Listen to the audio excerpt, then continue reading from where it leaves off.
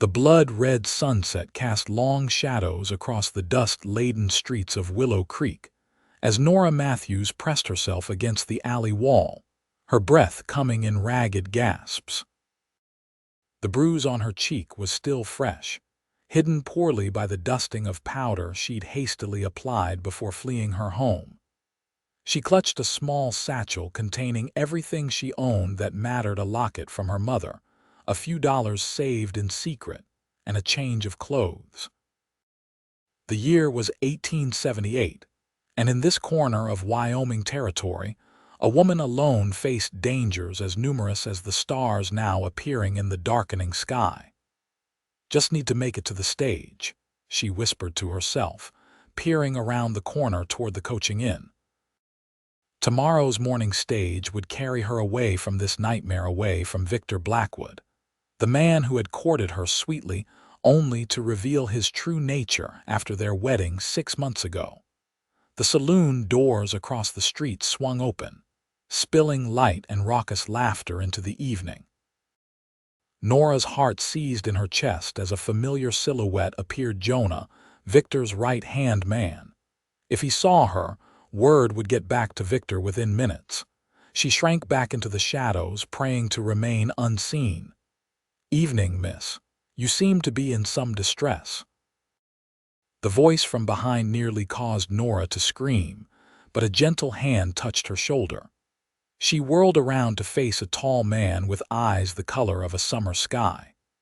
His clothes were trail-worn but clean, the leather vest and boots marking him as someone who spent his days in the saddle. "I'm fine," she lied, turning away to hide her bruised face. "Just waiting for someone, with a bag packed and watching the street like a hunted doe." The stranger's voice was calm, not accusatory. "Forgive my boldness, madam, but you look like someone who could use a friend." Nora's eyes darted back to the saloon where Jonah was now conversing with another of Victor's men. "You don't understand. I need to leave town, and if they see me—" Her voice faltered. "Who's they?" The cowboy's posture shifted slightly, his hand casually moving closer to the revolver holstered at his hip. "My husband. His men." Tears threatened to spill down Nora's cheeks. "I'm trying to catch tomorrow's stage. Your husband did that to your face." His question was soft but carried an undercurrent of steel. Nora's hand instinctively went to her bruised cheek. Something in the stranger's steady gaze compelled honesty. "Yes, and worse when he's drinking. I can't stay another night." "Then you shouldn't," he said simply. "He'll kill me if I leave," Nora whispered, the admission terrifying in its stark truth. "He's promised as much." The cowboy's jaw tightened and his eyes hardened like ice. "Then he'll answer to me first." "You don't even know me," Nora protested, though something like hope flickered in her chest for the first time in months. "Isaac Reid," he offered with a slight tip of his hat, "and I know enough to recognize when someone needs help." Across the street, Jonah looked in their direction, his eyes narrowing with suspicion. "They've seen us," Nora breathed, panic rising in her throat. Isaac glanced over his shoulder. "My horse is tethered behind the mercantile. Can you run?" Nora nodded, clutching her satchel tighter. "Then run, madam. I'll be right behind you." They slipped through the darkened alley, Nora's heart pounding in her ears. Behind them, Jonah's voice called out, "Hey, you there! Stop!" Isaac's hand found the small of her back, guiding her around a corner. "Keep going," he urged. They emerged behind the general store where a magnificent chestnut stallion waited, already saddled. "Up you go," Isaac said, interlacing his fingers to create a stirrup for her foot. With surprising strength, he boosted her onto the horse, then swung up behind her in one fluid motion. "Hold tight," he instructed as shouts echoed from the direction they'd come. The horse leapt forward into a gallop, and Nora instinctively leaned back against Isaac's solid chest, his arms forming a protective cage around her as he controlled the reins. The town of Willow Creek fell away behind them as they rode into the night. the pounding of hooves matching the wild beating of Nora's heart. She didn't know this man, this Isaac Reed, but as the cool night air whipped past them and the stars blazed overhead, one thing was certain for the first time in months: she was heading away from pain instead of toward it. "Where are we going?"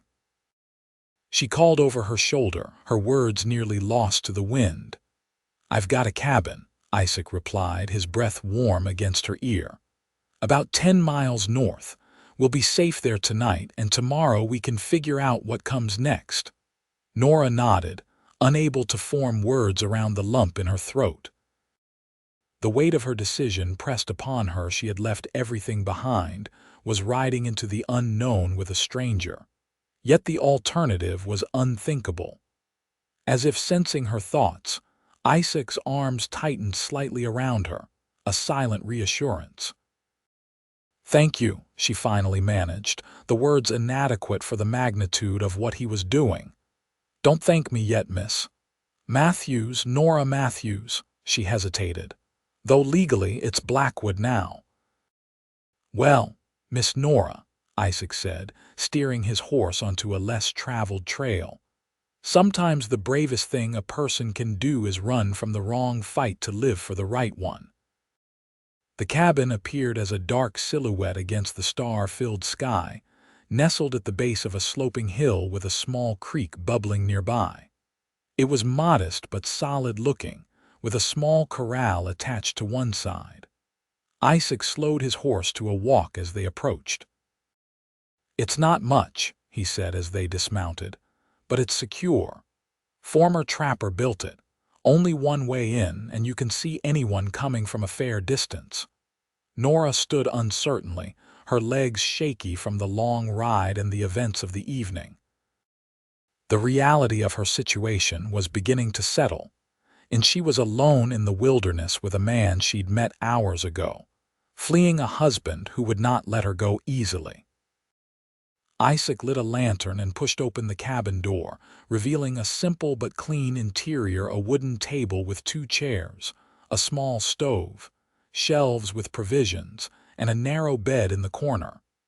"You can take the bed," Isaac said, setting the lantern on the table. "I'll make a pallet by the fire." Nora hesitated at the threshold, suddenly very aware of her vulnerability. Isaac seemed to read her thoughts. "I give you my word, Miss Nora, you're safe with me. I won't come near you without your say-so." He unbuckled his gun belt and hung it on a peg by the door, then moved to the stove. "You must be hungry.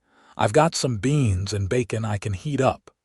The simple gesture of hospitality was Nora's undoing. The tears she'd been holding back spilled down her cheeks as the enormity of the evening's events crashed over her.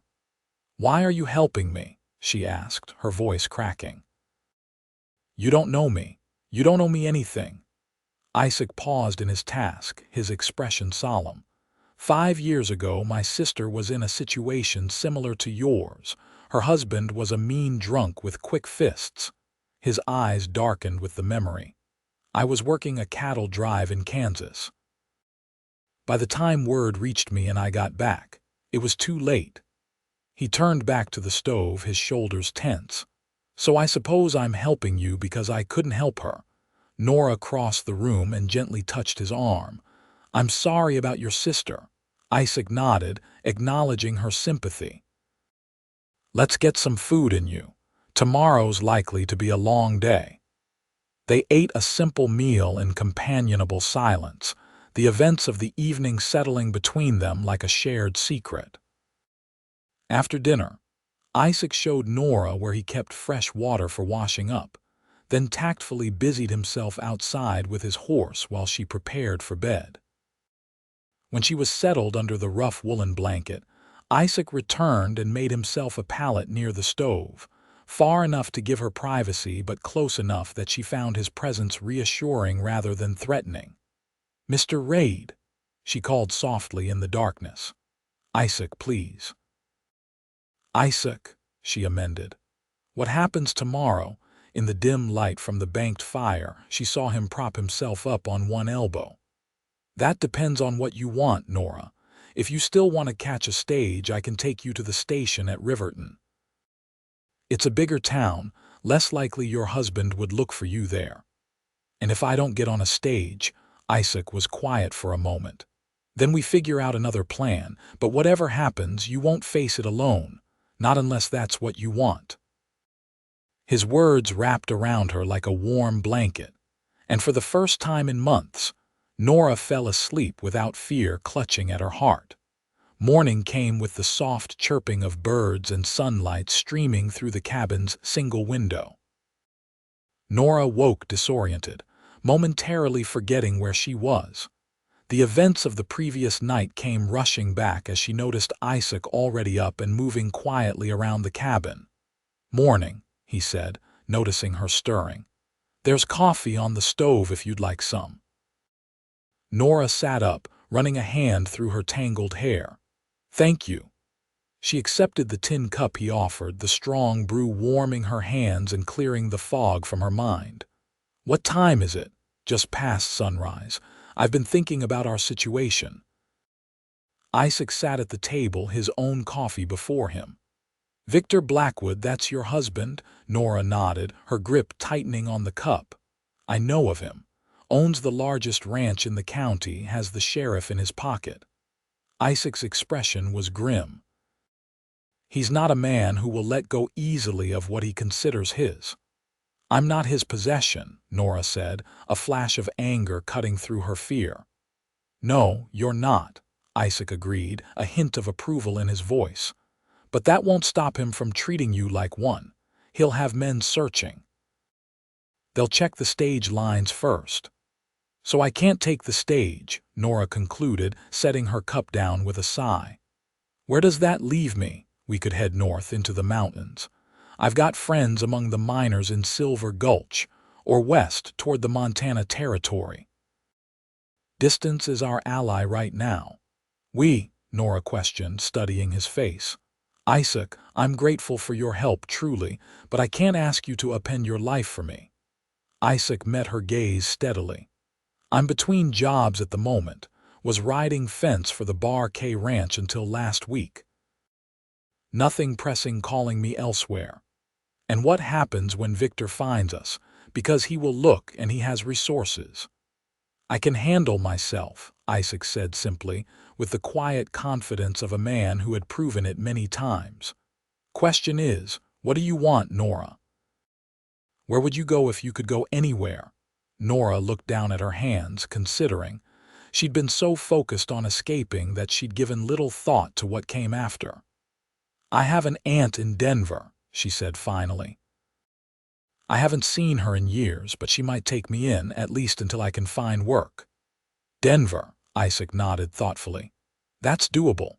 3, maybe 4 days hard riding. We'd need supplies, and it might be wise to avoid the main trails." A knock at the door froze them both. Isaac was on his feet instantly, one hand reaching for the rifle propped against the wall. "Reed, you in there? It's Jim Calloway." Isaac relaxed slightly but kept his hand near the rifle. "Stay back," he murmured to Nora before approaching the door. "That you, Jim?" "Yeah, it's me." "Got news you'll want to hear." Isaac opened the door a crack, revealing a weather-beaten man in his 50s, his gray hair visible beneath a worn hat.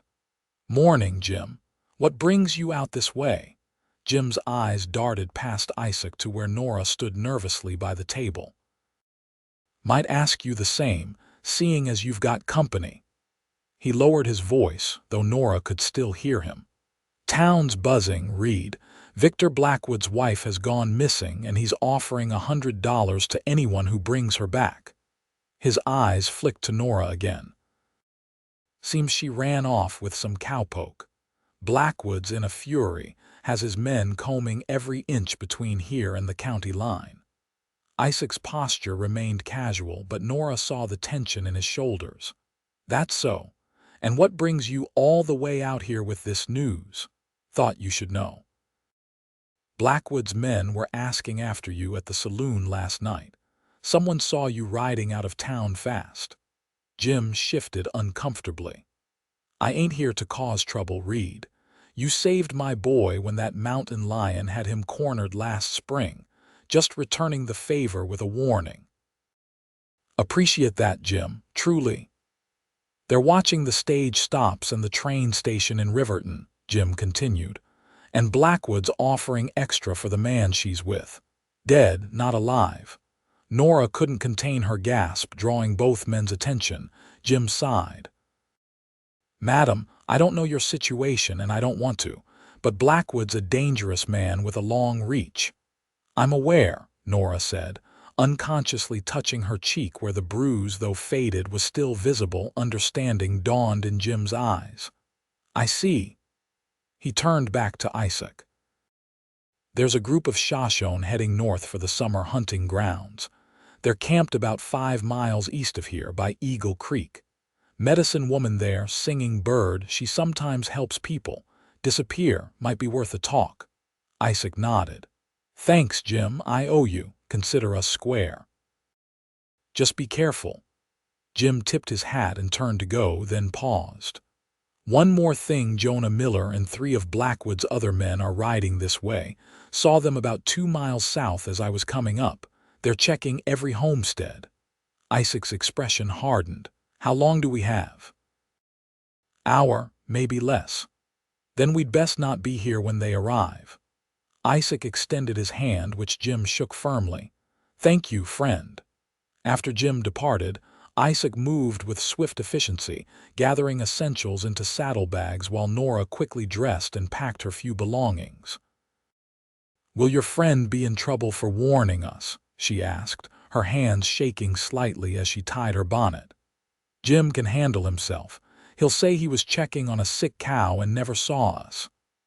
Isaac handed her a worn but serviceable coat. "It gets cold in the hills, especially at night." Nora slipped it on, the garment engulfing her smaller frame.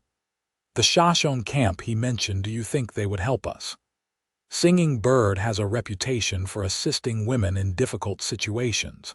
She's respected among her people and even many of the settlers."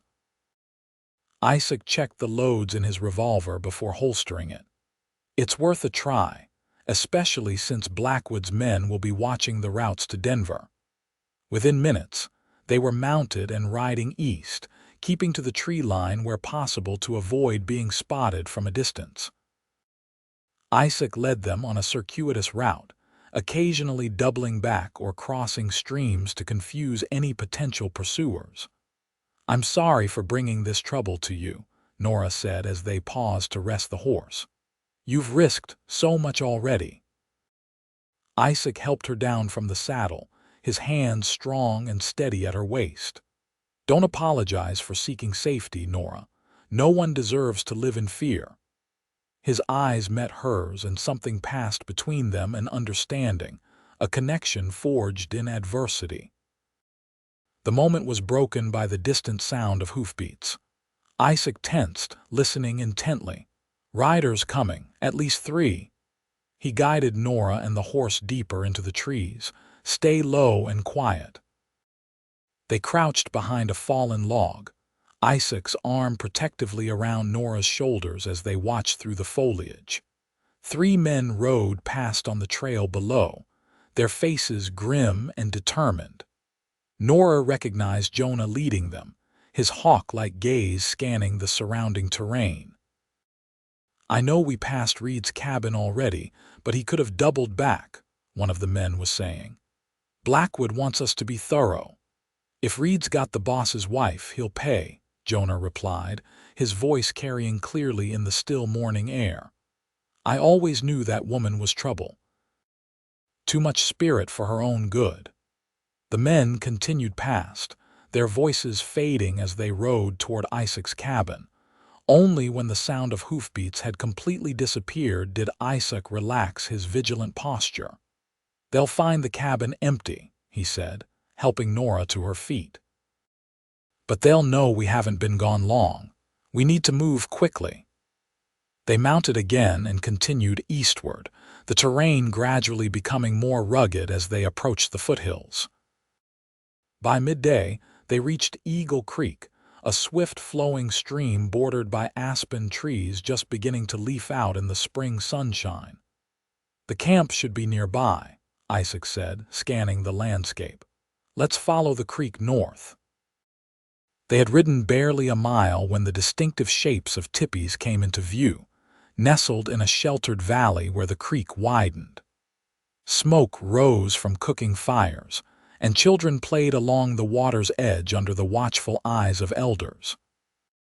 As they approached, several men moved to intercept them, their expressions guarded but not overtly hostile. Isaac raised his hand in greeting. "We come in peace, seeking Singing Bird," he called out in clear, carrying tones. One of the men, older than the others with streaks of gray in his long black hair, stepped forward. "I am Running Elk. Why do you seek our medicine woman? My name is Isaac Reed. This is Nora." Isaac deliberately omitted her surname. "We were told Singing Bird sometimes helps those in need of sanctuary." Running Elk studied them both, his dark eyes lingering on the fading bruise on Nora's cheek. "Wait here," he said finally, turning to speak rapidly in his native tongue to one of the younger men who departed toward the camp. They dismounted and waited in tense silence. Nora felt conspicuous and out of place, acutely aware of the curious glances from the Shoshone people going about their daily activities. "Will they help us?" she whispered to Isaac. "We'll see," he replied, his expression cautiously optimistic. The Shoshone have their own reasons to be wary of white settlers, but Singing Bird is known for her compassion. The young man returned, accompanied by an elderly woman whose posture remained straight despite her advanced years. Her face was deeply lined, her silver hair braided and wrapped with strips of red cloth. She wore a doeskin dress adorned with intricate beadwork, and her dark eyes held wisdom born of a long life.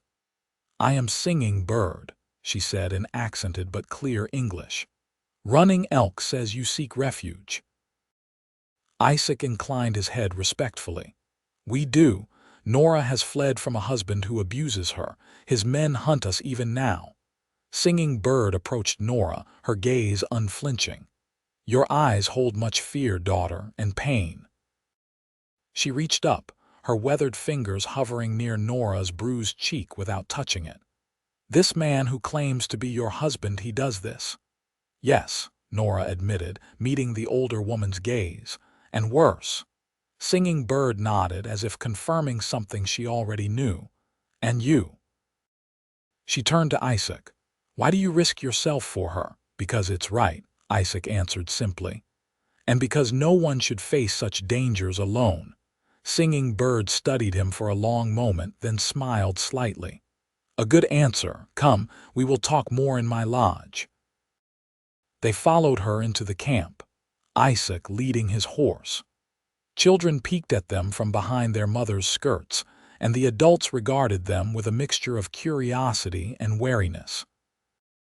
Singing Bird's tipi stood slightly apart from the others, decorated with painted symbols whose meanings Nora could only guess at.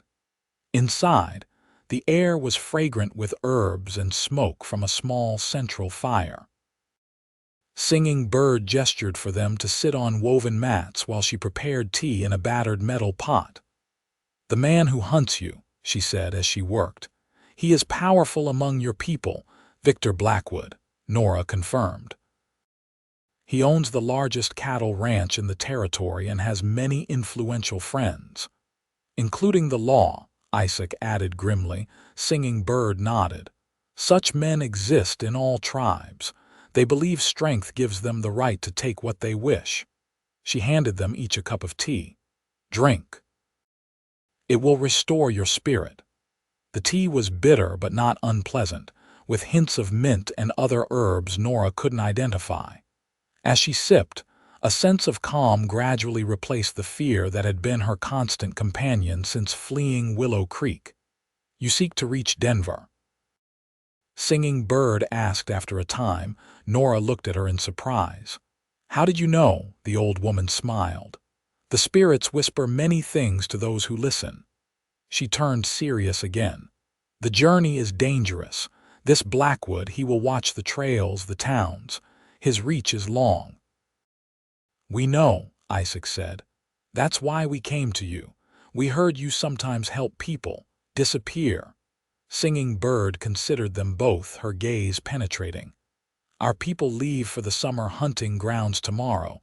We travel north, not south, toward your Denver. But she paused, seeming to make a decision. There is another way. 4 days' journey west, beyond the mountains, there is a wagon train forming, settlers heading to Oregon Territory. Among many families, 2 more faces would not be noticed. Hope bloomed in Nora's chest. Oregon, that's so far. Distance is what you need, daughter. This Blackwood may have power here, but it does not extend across the whole country. Singing Bird's expression softened slightly. Sometimes to find a new life, we must leave the old one completely behind. Isaac was quiet, his expression thoughtful. It's a long journey, Nora. Months on the trail and Oregon still largely frontier. It wouldn't be an easy life. Is it your decision to make for her? Singing Bird asked sharply, surprising them both. No, Isaac said immediately. Of course not. Nora must choose her own path. Singing Bird nodded approvingly. Good. Too many men believe they know best what a woman needs. She turned to Nora. The choice is yours, daughter.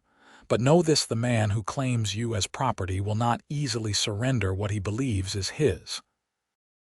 In this territory, his influence may always threaten your peace. Nora stared into her tea, the magnitude of the decision before her almost overwhelming. Leave behind everything familiar, travel to a land she knew only from stories, start completely anew. Yet what waited for her in Denver? A temporary sanctuary at best, always looking over her shoulder, always fearing the day Victor's men might find her. I need time to think, she said finally. Of course, Singing Bird agreed. Rest here today. Our young men will watch for pursuers. She rose with fluid grace despite her age. I will have food brought to you. After she left, Nora and Isaac sat in silence for several minutes, the only sound the soft crackling of the fire.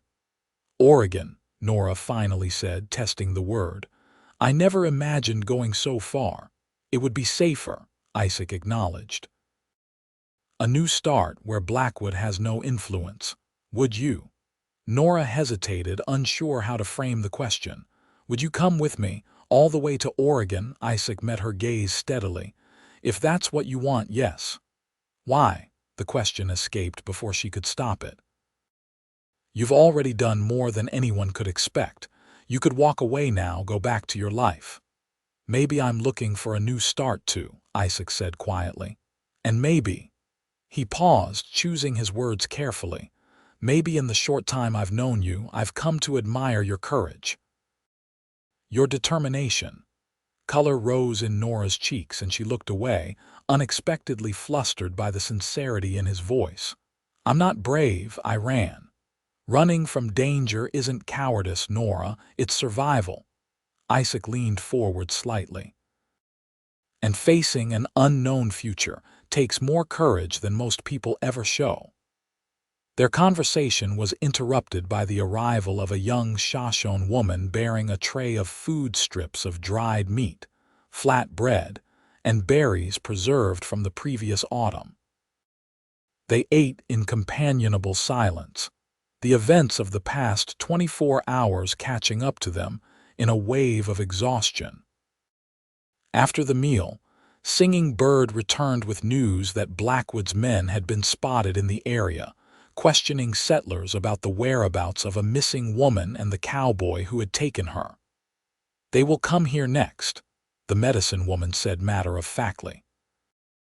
Our people will say we have seen no one matching your description, but it would be best if you are not easily found. She led them to a smaller tipi at the very edge of the camp, partially hidden by a stand of juniper trees. Rest here. When darkness falls, we will decide what comes next. Left alone in the small shelter, Nora and Isaac arranged their meager belongings.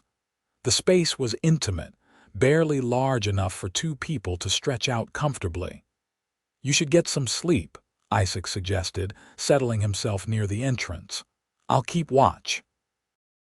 "You need rest too," Nora pointed out, noting the shadows under his eyes. "We've both been awake since dawn." "I'm fine," he insisted, though the weariness in his voice belied his words. Nora surprised herself by reaching out to touch his hand. "We're safe for the moment. Please, rest while you can." After a moment's hesitation, Isaac nodded, stretching out on the far side of the tipi, his back to the wall, his position still allowing him to see the entrance. Within minutes, his breathing deepened into sleep. Nora watched him for a time, this stranger who had risked everything to help her. In sleep, his features relaxed, making him appear younger. The lines of vigilance smoothed from his brow, and his lips, usually set in a determined line, softened slightly. She found herself wondering about his life before their paths crossed, what joys and sorrows had shaped him into the man who would unhesitatingly offer protection to a woman in distress. As she too drifted toward sleep, Nora's thoughts turned to Oregon. A new land, a new beginning. The prospect was both terrifying and exhilarating, and if Isaac were there. The thought brought a warmth to her chest that had nothing to do with fear or uncertainty. With that comforting image in mind, she surrendered to exhaustion. They slept through the afternoon, waking only when Singing Bird returned as twilight deepened into night. Her expression was grave. "Blackwood's men came," she confirmed. "They asked many questions, made threats. When they found no trace of you, they moved on, but they will return." "Did they harm anyone?" Isaac asked, instantly alert. "No, they know better than to provoke our warriors." Singing Bird's smile was fierce. "But they search the hills. It is not safe for you to remain." "Then we should go," Nora said, her decision suddenly clear. "To Oregon." Singing Bird nodded approvingly. "A wise choice. I have spoken with our chief. He agrees to help you reach the mountain pass that will take you west. Our hunters know paths that white men rarely travel." "We're grateful," Isaac said sincerely. "When do we leave?" "Now," Singing Bird replied. "Under cover of darkness. 2 of our young men will guide you. By dawn, you must be deep in the mountains where Blackwood's men cannot easily follow." Everything moved quickly after that. Isaac retrieved his horse, which had been cared for by the Shoshone children. Singing Bird provided them with additional supplies: pemmican, a water skin, and a small pouch of healing herbs. "For the journey," she said, pressing the items into Nora's hands, "and for the new life you will build." 2 young Shoshone men appeared, already mounted on sturdy ponies. They nodded respectfully to Isaac and Nora but said nothing, clearly understanding the need for haste and silence. As they prepared to depart, Singing Bird took Nora's hands in her own. "Remember, daughter, the strongest trees bend with the wind but do not break. You have survived much. You will survive more." Tears pricked at Nora's eyes. "Thank you for everything." Singing Bird turned to Isaac. "And you, Isaac Reed. The path you have chosen is not easy, but it is honorable. Protect her, but also let her find her own strength." "I will," Isaac promised solemnly. With final farewells exchanged, they set off into the night, the Shoshone guides leading them away from the camp and up into the forested foothills. The moon was just past full, providing enough light to navigate by without lamps that might attract attention. They rode in silence for hours, the terrain growing steadily more challenging. Isaac kept his horse close to Nora, occasionally reaching out to steady her when the path grew particularly treacherous. Their guides moved with the confidence of those who knew every tree and rock, leading them through ravines and across shallow streams, always climbing higher into the mountains. By dawn, they had reached a high meadow surrounded by towering pines. The air was crisp and thin, the valley far below lost in morning mist. Their guides finally called a halt, indicating they should rest and eat. "We are beyond where the white men will easily search," one of them explained in halting English. "Rest now. When sun is high, we continue." Grateful for the reprieve, Nora slid from the horse, her muscles protesting after the long night's ride.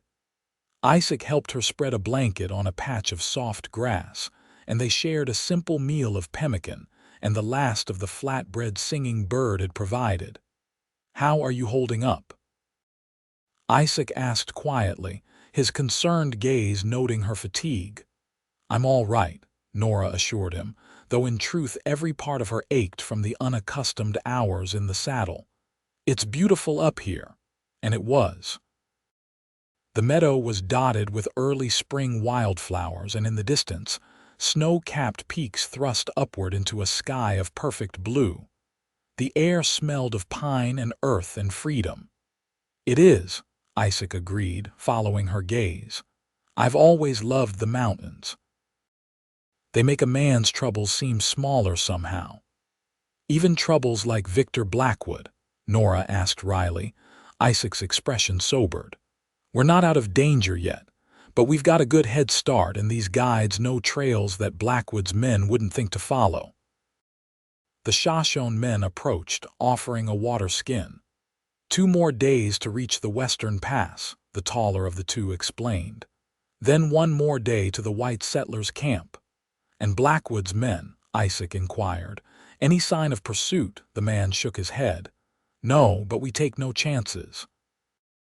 We travel where horses must go slow, but where few white men go." They rested for several hours, allowing both humans and horses to recover from the night's exertions. Nora dozed fitfully, startling awake at every sound, her body still keyed to the rhythms of fear that had governed her life for months. By midday, they were moving again, the path now taking them through dense forest where the sunlight filtered through the canopy in dappled patterns. The going was slower here, the horses picking their way carefully over fallen logs and around massive boulders. As the day wore on, Nora found herself studying Isaac's profile when he wasn't looking, the strong line of his jaw, the way his eyes constantly scanned their surroundings for potential threats, the gentle way he handled his horse. He was nothing like Victor, whose handsome features had concealed a soul of pure cruelty. Isaac's steadiness, his quiet strength, created a sense of safety she had almost forgotten was possible. They made camp that night in a small clearing, the guides insisting that a fire would be safe this deep in the mountains. The warmth was welcome as the temperature dropped with the sun, and Nora gratefully accepted the cup of hot tea Isaac prepared using singing birds' herbs. "Tell me about your aunt in Denver," Isaac said as they sat by the fire, the guides having withdrawn to give them privacy while still keeping watch. "The one you were planning to go to." Nora cradled the warm cup in her hands. "Aunt Harriet. She's my mother's sister. I haven't seen her since I was 14, but we exchanged letters until I married Victor." She sighed. He didn't approve of her independent notions, as he called them, said a widow had no business running a dressmaking shop on her own. "She sounds like a formidable woman." "She was." Nora frowned. "I don't even know if she's still in Denver. It's been over a year since I was allowed to receive one of her letters." "Allowed?" Isaac's voice held a controlled anger. "Victor censored my correspondence, said it was a husband's right to know who his wife communicated with." Nora stared into the fire. "It started small, like that, controlling who I spoke to, what I wore. Then came the criticism, always finding fault with everything I did. The first time he hit me was 3 months after our wedding. I dropped a plate while washing dishes." Isaac's hand clenched around his cup. "No man has the right to strike his wife, or anyone, for a broken plate." "I know that now," Nora said softly, but he was very good at making me believe I deserved it, that I was lucky he put up with my many failings." She looked up, meeting Isaac's gaze across the fire. "How does someone like that exist in the world? How did I not see what he was before I married him?" "Men like Blackwood are skilled at deception," Isaac replied. "They show the world, and especially the women they pursue, only what they want them to see. The real man emerges only when he believes he has complete control." He hesitated, then added, "My sister's husband was the same, charming, respected in the community. No one believed her when she finally tried to speak out about the abuse."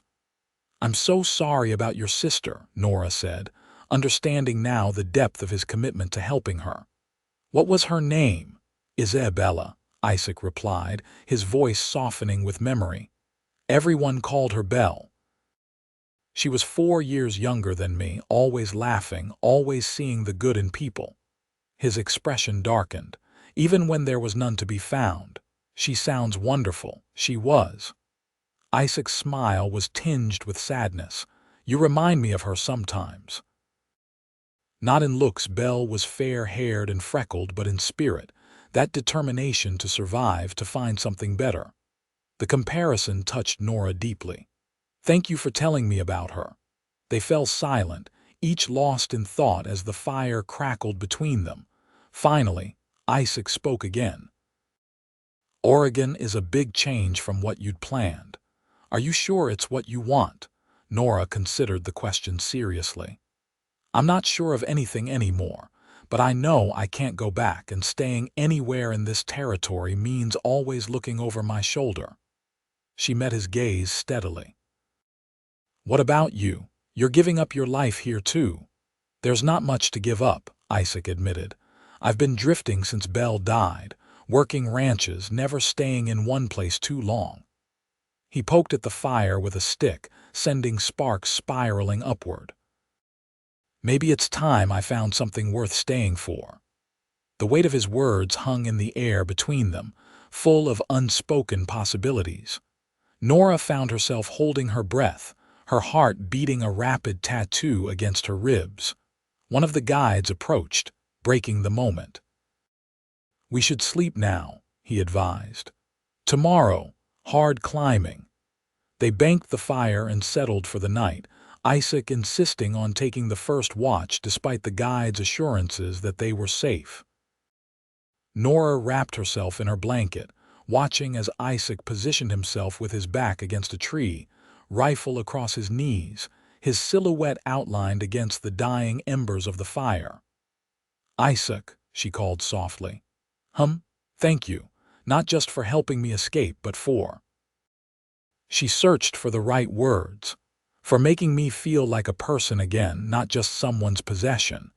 In the dim light, she saw his expression soften. "Get some sleep, Nora. We've got a long day ahead tomorrow." As predicted, the next day's journey was challenging, taking them up steep, rocky paths where the horses had to be led for stretches. By mid-afternoon, they had reached a high ridge from which they could see for miles in every direction behind them, the rolling hills and valleys they had traversed. Ahead, the jagged peaks of the mountain range they must cross. "There," one of the guides said, pointing to a narrow gap between two towering peaks. "The pass. We reach it by tomorrow morning." "And beyond that?" Nora asked, shading her eyes against the sun. "2 more ridges, then down to the valley where your people gather for the journey west." The guide squinted at the horizon. "Good timing. The grass is green enough now for the wagons to move." They continued on, the path growing more precarious as they ascended. In places, they had to dismount and lead the horses along ledges barely wide enough for safe passage. Nora's muscles screamed in protest, and her hands were soon raw from gripping rock faces and tree branches for support. Isaac stayed close, offering a steadying hand whenever the path grew particularly treacherous. "You're doing well," he encouraged. "Not many city-raised women could manage this trail. I grew up on a small farm before moving to town," Nora corrected him, accepting his help over a fallen log. "I'm not completely helpless." "I never thought you were," Isaac replied with a smile that warmed her more than the afternoon sun. They made camp that night in a sheltered hollow just below the pass, the wind howling through the peaks above them. Despite the guide's assurances that a fire was safe, they kept it small, using it mainly to heat food and tea before banking it low for the night. The temperature dropped rapidly with the sun, and Nora found herself shivering despite the blanket wrapped around her shoulders. Isaac noticed, and after a moment's hesitation, moved to sit beside her, offering his own blanket as additional protection against the cold. "Thank you," she said, grateful for both the warmth and his proximity. "The first time I crossed these mountains," Isaac said conversationally, "it was winter. I was 18, thought I knew everything there was to know about surviving in the wild." He chuckled ruefully. "Nearly froze to death the first night. An old trapper found me half-conscious and dragged me to his cabin. Spent 2 weeks there, learning all the things I'd been too proud to ask about before setting out." "Is that how you came to have your cabin?" Nora asked, curious about this glimpse into his past. "In a way. The old man Jeremiah was his name. He taught me a lot about living in these parts. When he died 5 years back, he left me that cabin. Said I was the closest thing to family he had." Isaac's expression was contemplative. "I've never stayed there more than a few months at a time, though. Always felt the need to keep moving." "And now you're moving again, because of me." Guilt colored Nora's voice. "Not because of you," Isaac corrected gently. "With you, there's a difference." The distinction settled warmly in Nora's chest. She leaned slightly against his solid shoulder, and after a moment's hesitation, his arm came around her, offering additional shelter from the biting wind. "What will you do in Oregon?" she asked. "What I know." "Work with horses, maybe find land of my own eventually." He glanced down at her. "What about you?" "I can sew," Nora said thoughtfully, "and cook. I was teaching children to read before I married Victor." Her voice grew stronger as she considered the possibilities. "Perhaps I could do that again. Or help in a store, or learn something entirely new." "You'll have choices," Isaac assured her. "That's what matters." They fell silent, watching as clouds scudded across the star-filled sky, occasionally obscuring the waxing moon. Nora was acutely aware of Isaac's arm around her shoulders, the steady rise and fall of his chest beside her, the clean scent of him mingled with leather and pine. "We should get some rest," Isaac finally said, his voice low. "Dawn comes early in the mountains." Reluctantly, Nora nodded, moving away to prepare her sleeping place. As she settled under her blanket, she found herself missing his warmth, his solid presence beside her. The realization was startling in the space of just 3 days. This man had become important to her in ways she couldn't fully articulate.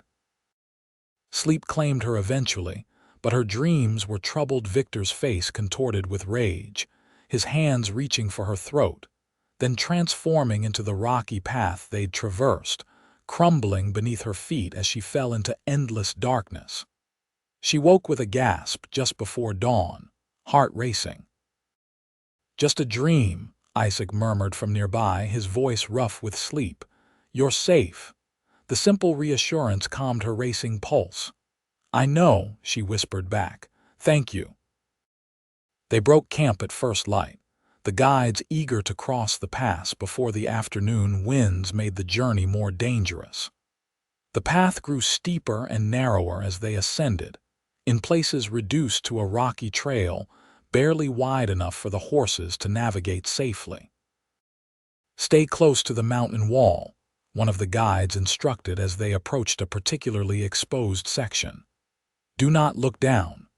Naturally, Nora immediately glanced down and instantly regretted it.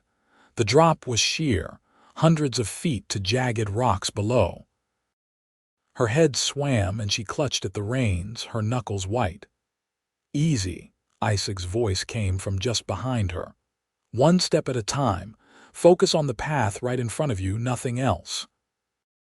Nodding mutely, Nora fixed her gaze on the rocky trail, forcing herself to breathe evenly as they inched forward. The wind tugged at her clothing, seeming determined to pluck her from the narrow ledge. She had never considered herself afraid of heights, but this was beyond anything she had ever experienced. Finally, after what seemed an eternity, the path widened again, leading into the promised past a relatively flat expanse between towering peaks. Nora's legs were shaking as Isaac helped her dismount. "You did well," he said, his hands lingering at her waist. "That section frightens even experienced mountain men." "I was terrified," she admitted, "but you kept going. That's what courage is, not the absence of fear, but continuing despite it." His words reminded her of what she had told herself that night in Willow Creek, when she had finally gathered the courage to flee Victor. One foot in front of the other. Just keep moving forward. The guides allowed them a brief rest at the highest point of the pass, where the view was breathtaking in all directions. Snow still clung to the shadowed areas, though spring was well established in the valleys below. "From here easier," one of the guides assured them. "Down is always faster than up." He was right, though the descent presented its own challenges. In places, the path was slick with snowmelt, requiring careful navigation. By mid-afternoon, however, they had descended into a forested area where the going was easier, and by evening they could see the valley floor in the distance. "Tomorrow we reach the settler camp," the taller guide informed them as they made camp for the night. "Our journey with you ends there."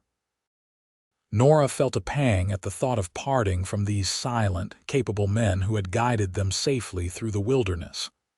"Please thank your people for us," she said earnestly. "We would never have made it without your help." The guide nodded, his usually stoic expression softening slightly. "Singing Bird says you have a good heart. She asked us to see you safe." He glanced at Isaac. "Both of you." That night, their last in the mountains, the air was noticeably warmer, carrying the scent of the valley's spring growth. They camped near a small stream, its cheerful burbling a pleasant counterpoint to the deeper silence of the forest. After their meal, Isaac surprised Nora by producing a small packet from his saddlebag. "Almost forgot about this," he said, unwrapping what proved to be 2 squares of chocolate. "Bought it in town before. Well, before everything happened. Thought you might enjoy a little sweetness." The gesture was so unexpected, so thoughtful, that Nora felt tears prick at her eyes. "Thank you," she said, accepting the treat with a smile. The chocolate was slightly melted from being carried for days, but the rich flavor was heavenly after days of pemmican and dried meat. "Tomorrow we reach the wagon train," Isaac said, watching her savor the sweet. "Are you nervous?" Nora considered the question. "A little. These will be strangers, with their own connections and friendships already formed." "Frontier folk are generally welcoming to newcomers," Isaac assured her. "Especially those with useful skills. And people join wagon trains all along the route west. We won't be the only latecomers." "Do you think they'll ask questions about where we came from, why we're traveling together?" The thought of explaining their situation to strangers was daunting. "We'll keep it simple," Isaac suggested. "You're a widow. I'm escorting you to family in Oregon. No need to share more until we know who we can trust." Nora nodded, grateful for his practicality. "And what about?" She hesitated, uncertain how to phrase the question. "What will we tell them about our relationship?" Isaac's expression grew serious. "That depends on what you want that relationship to be, Nora." The directness of his response caught her off guard. In the firelight, his blue eyes were intent on hers, waiting for an answer she wasn't sure she had. "I don't know," she admitted finally. Everything has happened so quickly. A week ago, I was trapped in a marriage I thought would eventually kill me. Now I'm heading to Oregon with a man I barely know yet. She took a deep breath. Yet I trust you more than I've trusted anyone in years. Trust is a good foundation, Isaac said quietly. Better than many marriages start with. The implication hung in the air between them. Nora looked down at her hands, turning the simple gold band she still wore on her left hand. With sudden decision, she pulled it off and held it out to the fire. "I'm not his anymore," she said firmly. "I never truly was." After a moment's hesitation, she tossed the ring into the flames, where it gleamed briefly before disappearing among the embers. Isaac watched the gesture with understanding in his eyes. "A new beginning," he said softly. "Yes." Nora met his gaze steadily. "I don't know what the future holds, Isaac, but I'd like to find out. Together."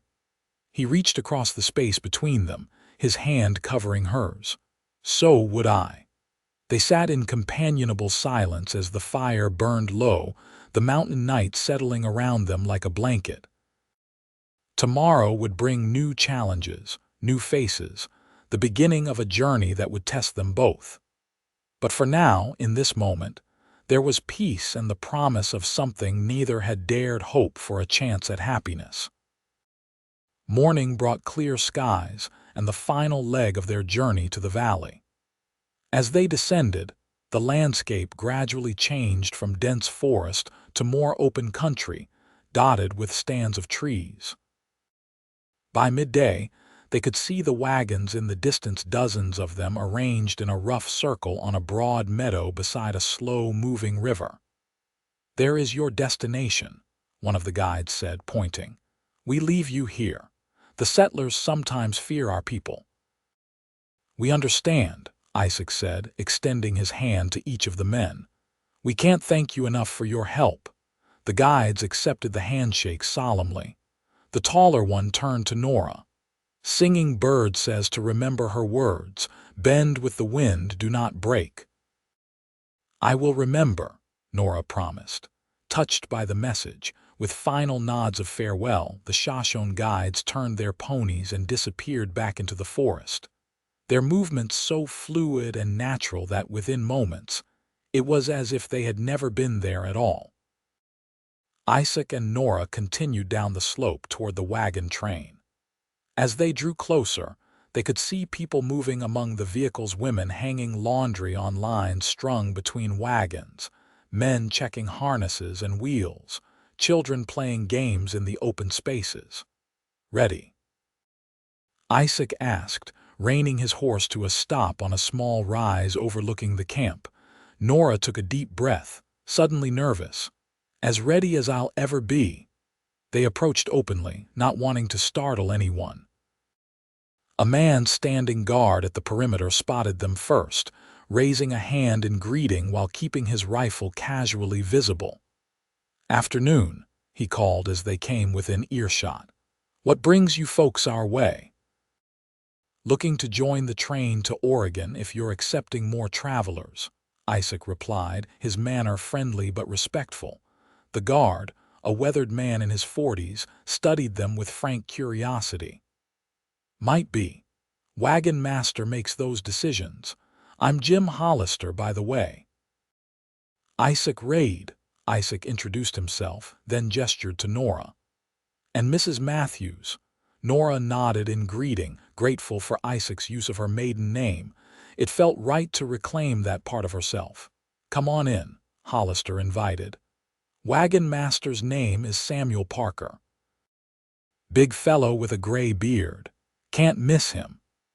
They followed Hollister into the circle of wagons, attracting curious glances from the settlers. A group of children stopped their game to stare openly at the newcomers, while women paused in their chores to exchange whispers. Parker proved easy to find, a bear of a man directing the repair of a wagon wheel, his booming voice carrying across the camp. He looked up as they approached, sizing them up with experienced eyes. "Mr. Parker," Isaac said, dismounting and extending his hand. "Isaac Raid," This is Mrs. Matthews. We're hoping to join your train to Oregon. Parker's handshake was firm. Got a wagon? He asked practically. No, sir, Isaac admitted. Just ourselves and my horse for now. We can purchase supplies here if there's a trading post nearby. Parker stroked his beard thoughtfully. Not impossible. We've got a few families who might welcome extra hands for the journey. Mrs. Abernathy lost her husband to fever 2 weeks back. She's traveling with just her young daughter, could use help with the driving. He glanced at Nora. You know anything about cooking or doctoring, madam? I can cook, Nora confirmed, sliding down from the horse with Isaac's assistance. And I know basic nursing skills. Good, always need more healers on the trail. Parker's gaze moved between them, clearly assessing their relationship. You two are friends, Isaac supplied smoothly. Mrs. Matthews is a widow. I promised her late husband I'd see her safely to family in Oregon. The explanation seemed to satisfy Parker. Honorable of you. Well, let me introduce you to some folks, see where you might fit best. The next few hours were a whirlwind of introductions and arrangements. Mrs. Abernathy, a careworn woman in her 30s with a quiet 10-year-old daughter named Lucy, was indeed grateful for the offer of assistance with her wagon. After some negotiation, it was agreed that Nora would travel with them, helping with cooking and childcare, while Isaac would drive the wagon and care for the oxen. It's a blessing you've come, Mrs. Abernathy confided to Nora as they arranged space in the wagon for her few belongings. I was beginning to think we'd have to turn back. I can't manage the team alone and Lucy's too young to be much help with the driving. I'm glad we can assist each other, Nora replied sincerely. And please call me Nora. Martha, Mrs. Abernathy responded with a tired smile. And truly, it's I who should be thanking you. The trail ahead is long, and it would be nice to have another woman to talk with. By evening, they were settled, with Isaac establishing a small camp beside the Abernathy wagon.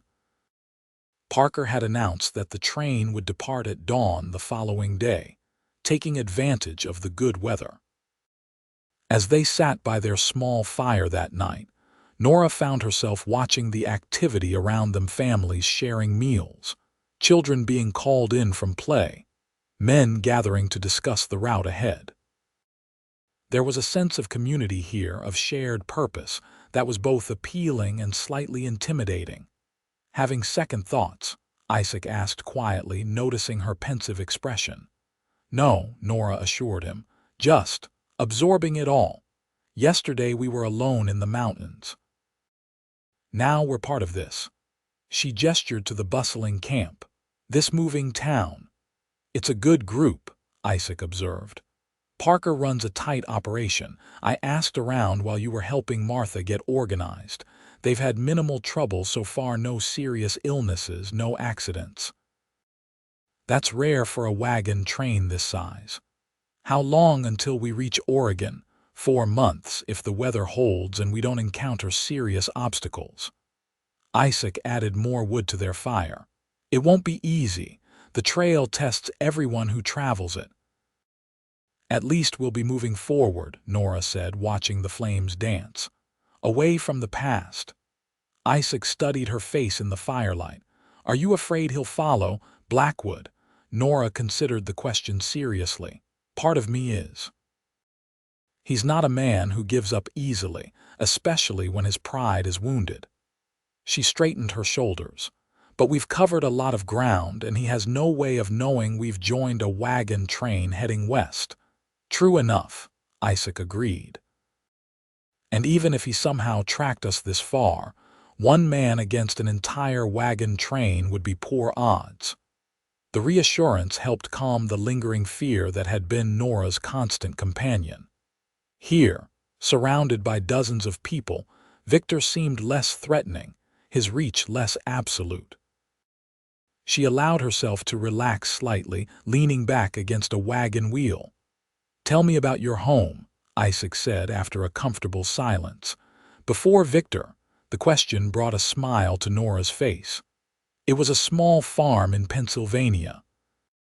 Nothing grand, 20 acres, a creek running through the back pasture, an apple orchard my grandfather had planted.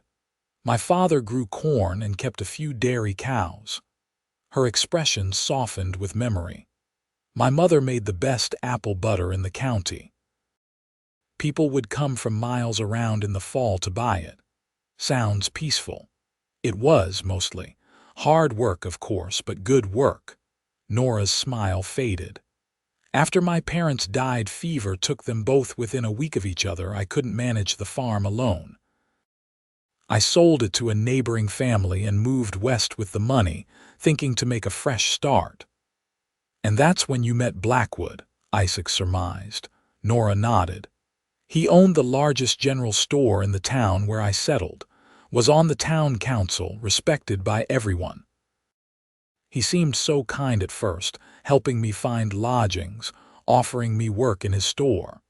She sighed. When he began courting me, I thought I was fortunate to have attracted such a prominent man's attention.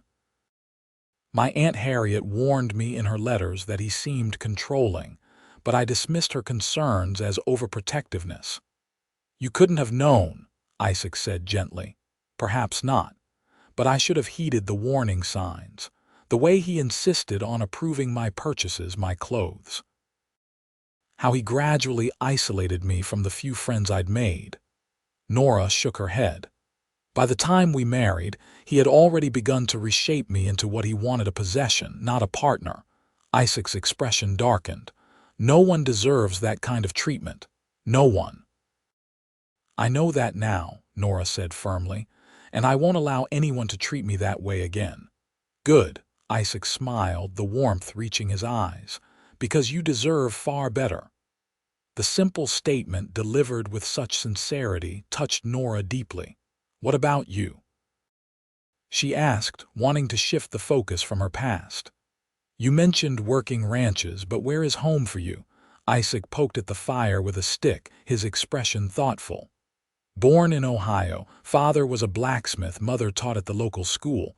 Good people worked hard. He smiled slightly. Pa wanted me to follow him into the forge, but I was always more interested in horses than hammers. When I was 16, a cattle drive came through town, and I was fascinated by the drovers, their freedom, their skill with the herds. Begged Pa to let me go with them when they moved on. And he agreed? Nora asked, surprised. Not at first, but Ma intervened. She always said a man needed to find his own path. Isaac's smile turned wistful. She made Pa see that forcing me into the smithy would only breed resentment. So they let me go with Pa's blessing and Ma's Bible tucked in my saddlebag. You still have it? The Bible, Isaac nodded, patting his saddlebag. Right here. Been with me across 6 territories and more adventures than I care to count. And your parents, are they still in Ohio? Pa passed 5 years back. Heart gave out while he was shoeing a horse. Ma's still there, remarried to the town doctor last I heard. Isaac's expression was a mixture of fondness and regret.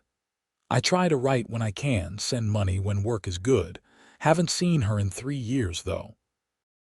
Perhaps someday you can visit, Nora suggested. Perhaps. Isaac's tone suggested he didn't consider it likely. What about your aunt in Denver? Do you think you'll write to her once we're settled in Oregon? I'd like to, Nora said. She was always kind to me, even when I ignored her warnings about Victor. She wouldn't say I told you so. She sounds like a good woman. She is, Nora yawned, the day's events catching up with her. I should get some rest. Martha said the morning comes early on the trail. Isaac nodded, banking their fire. I'll be right here if you need anything, he assured her, indicating his bedroll spread nearby. Nora retired to the small space Martha had made for her in the wagon, where Lucy was already fast asleep. As she settled under her blanket, listening to the gentle sounds of the camp settling for the night, Nora realized that, for the first time in longer than she could remember, she felt genuinely hopeful about the future. The wagon train departed at dawn as promised, a long line of vehicles stretching across the valley floor like a great segmented creature. Isaac handled the Abernathy wagon with practiced skill, the oxen responding well to his firm but gentle guidance. Nora walked alongside for much of the morning, finding the exercise welcome after days on horseback. Lucy, initially shy, gradually warmed to Nora's presence, eventually chattering about the wonders she hoped to see in Oregon mountains taller than clouds, forests where the trees blocked out the sky, rivers full of fish just waiting to be caught. "Pa promised we'd have the biggest garden ever," she confided as they walked, "with pumpkins and corn and beans and everything." "That sounds wonderful," Nora encouraged, her heart aching for this child who had lost her father so recently yet still clung to his promises. Martha, observing their interaction, smiled gratefully at Nora. "You're good with her," she said when Lucy had run ahead to walk with some of the other children. "She hasn't talked that much since Joseph died." "She's a sweet girl," Nora replied, "and very brave." "We all are out here," Martha said, her gaze taking in the line of wagons and the vast, untamed landscape surrounding them. "Have to be." The days fell into a rhythm as the wagon train moved steadily westward. Up before dawn, breakfast cooked over hastily built fires, then hours of travel across increasingly rugged terrain. Midday brought a brief rest for people and animals alike, then more miles covered before making camp in the evening. Nora found herself welcomed into the community of women who traveled together. They shared recipes and remedies, swapped stories and skills, watched each other's children, and offered support during difficult stretches of trail. No one questioned her status as a widow or her relationship with Isaac, accepting the explanation they had provided without apparent suspicion. Isaac, too, found his place among the men of the train, his experience with horses and trail life earning him respect. He often rode ahead with scouting parties, helping to identify safe routes and water sources. When he was with the wagon, he and Nora developed an easy companionship, sharing the driving duties and caring for Martha and Lucy. As the days turned into weeks, the land changed around them, rolling hills giving way to expansive prairies where the grass grew tall enough to brush the wagon beds, then more arid regions where water became precious. They crossed rivers with careful planning, celebrated births within the company, and mourned when an elderly man succumbed to pneumonia after a sudden rainstorm. Through it all, Nora found herself growing stronger not just physically, though the demands of trail life had toughened her body, but in spirit as well. The fear that had been her constant companion began to recede, replaced by a cautious confidence in her own abilities and judgment. And always, there was Isaac, steady, reliable, never pushing but always present. In the evenings, they would often sit together by their fire, sharing the day's events and gradually revealing more of themselves to each other. Nora learned about his years working cattle drives, the winter he spent trapping with old Jeremiah, the time he helped a Pawnee chief recover stolen horses and was made an honorary member of the tribe. In turn, she told him about her childhood on the Pennsylvania farm, her brief time as a teacher's assistant in a one-room schoolhouse, her dreams of someday having a garden as beautiful as her mother's had been. Small confidences exchanged like precious gifts, building something neither was quite ready to name. One evening, about 6 weeks into their journey, they made camp beside a clear stream where cottonwood trees provided welcome shade. After dinner, when Lucy had been tucked into bed and Martha was visiting with other women, Isaac suggested a walk along the water's edge. "It's a beautiful spot," Nora observed as they strolled, the setting sun painting the western sky in shades of gold and crimson. "Almost makes you forget how far we've come and how far we still have to go." "Having regrets?" Isaac asked, his tone casual but his eyes watchful. "No," Nora replied without hesitation. "No regrets. I'm exactly where I should be." They stopped beneath a massive cottonwood, its leaves rustling softly in the evening breeze. Isaac turned to face her, his expression serious. "Nora, there's something I've been wanting to say." He took a deep breath. "These past weeks traveling together, I've come to care for you. More than I expected. More than might be proper, given your situation." Nora's heart quickened. "My situation? You're recently escaped from a terrible marriage.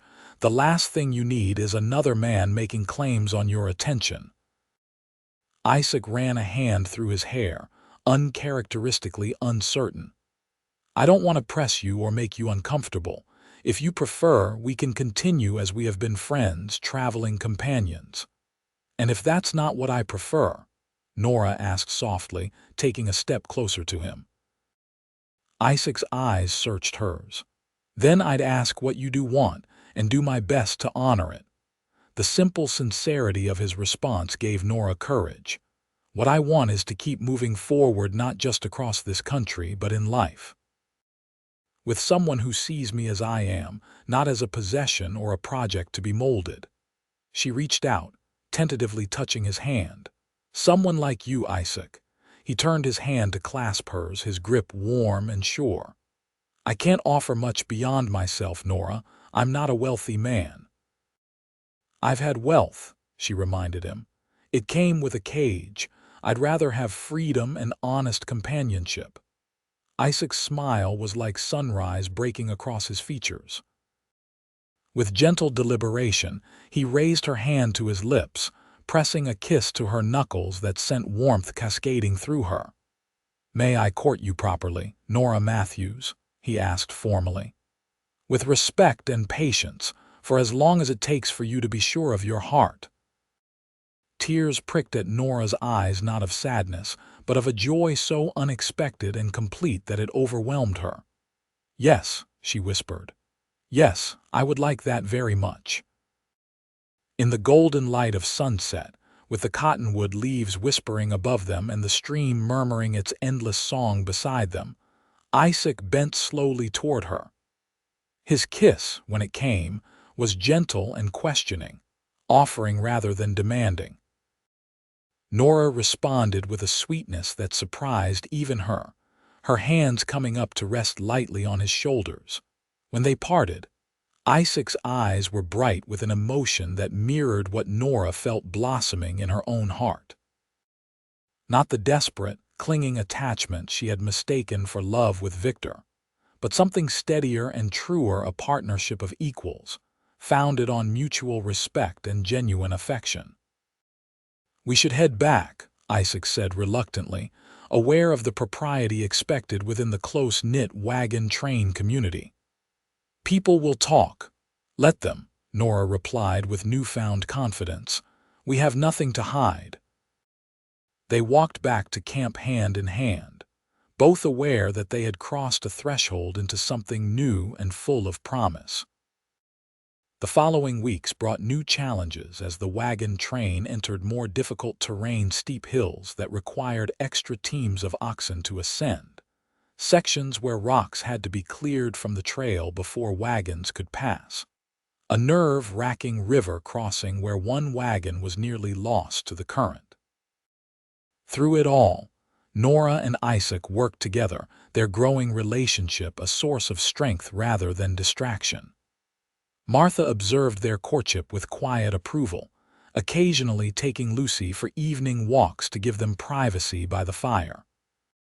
"He's a good man," she told Nora one afternoon as they worked together kneading bread dough. "Reminds me of my Joseph, steady, reliable, the kind who means what he says and says what he means." "He is," Nora agreed, a smile softening her features.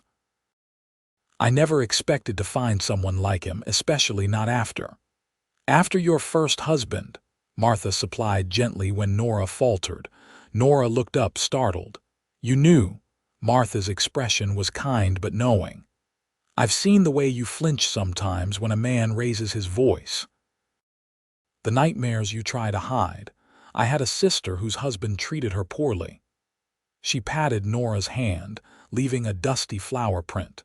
You don't have to speak of it. Just know that whatever you're running from, you're among friends here. Tears threatened to spill down Nora's cheeks. Thank you, she managed, for understanding, for not asking questions. That's what neighbors do, Martha said simply, and out here we're all neighbors.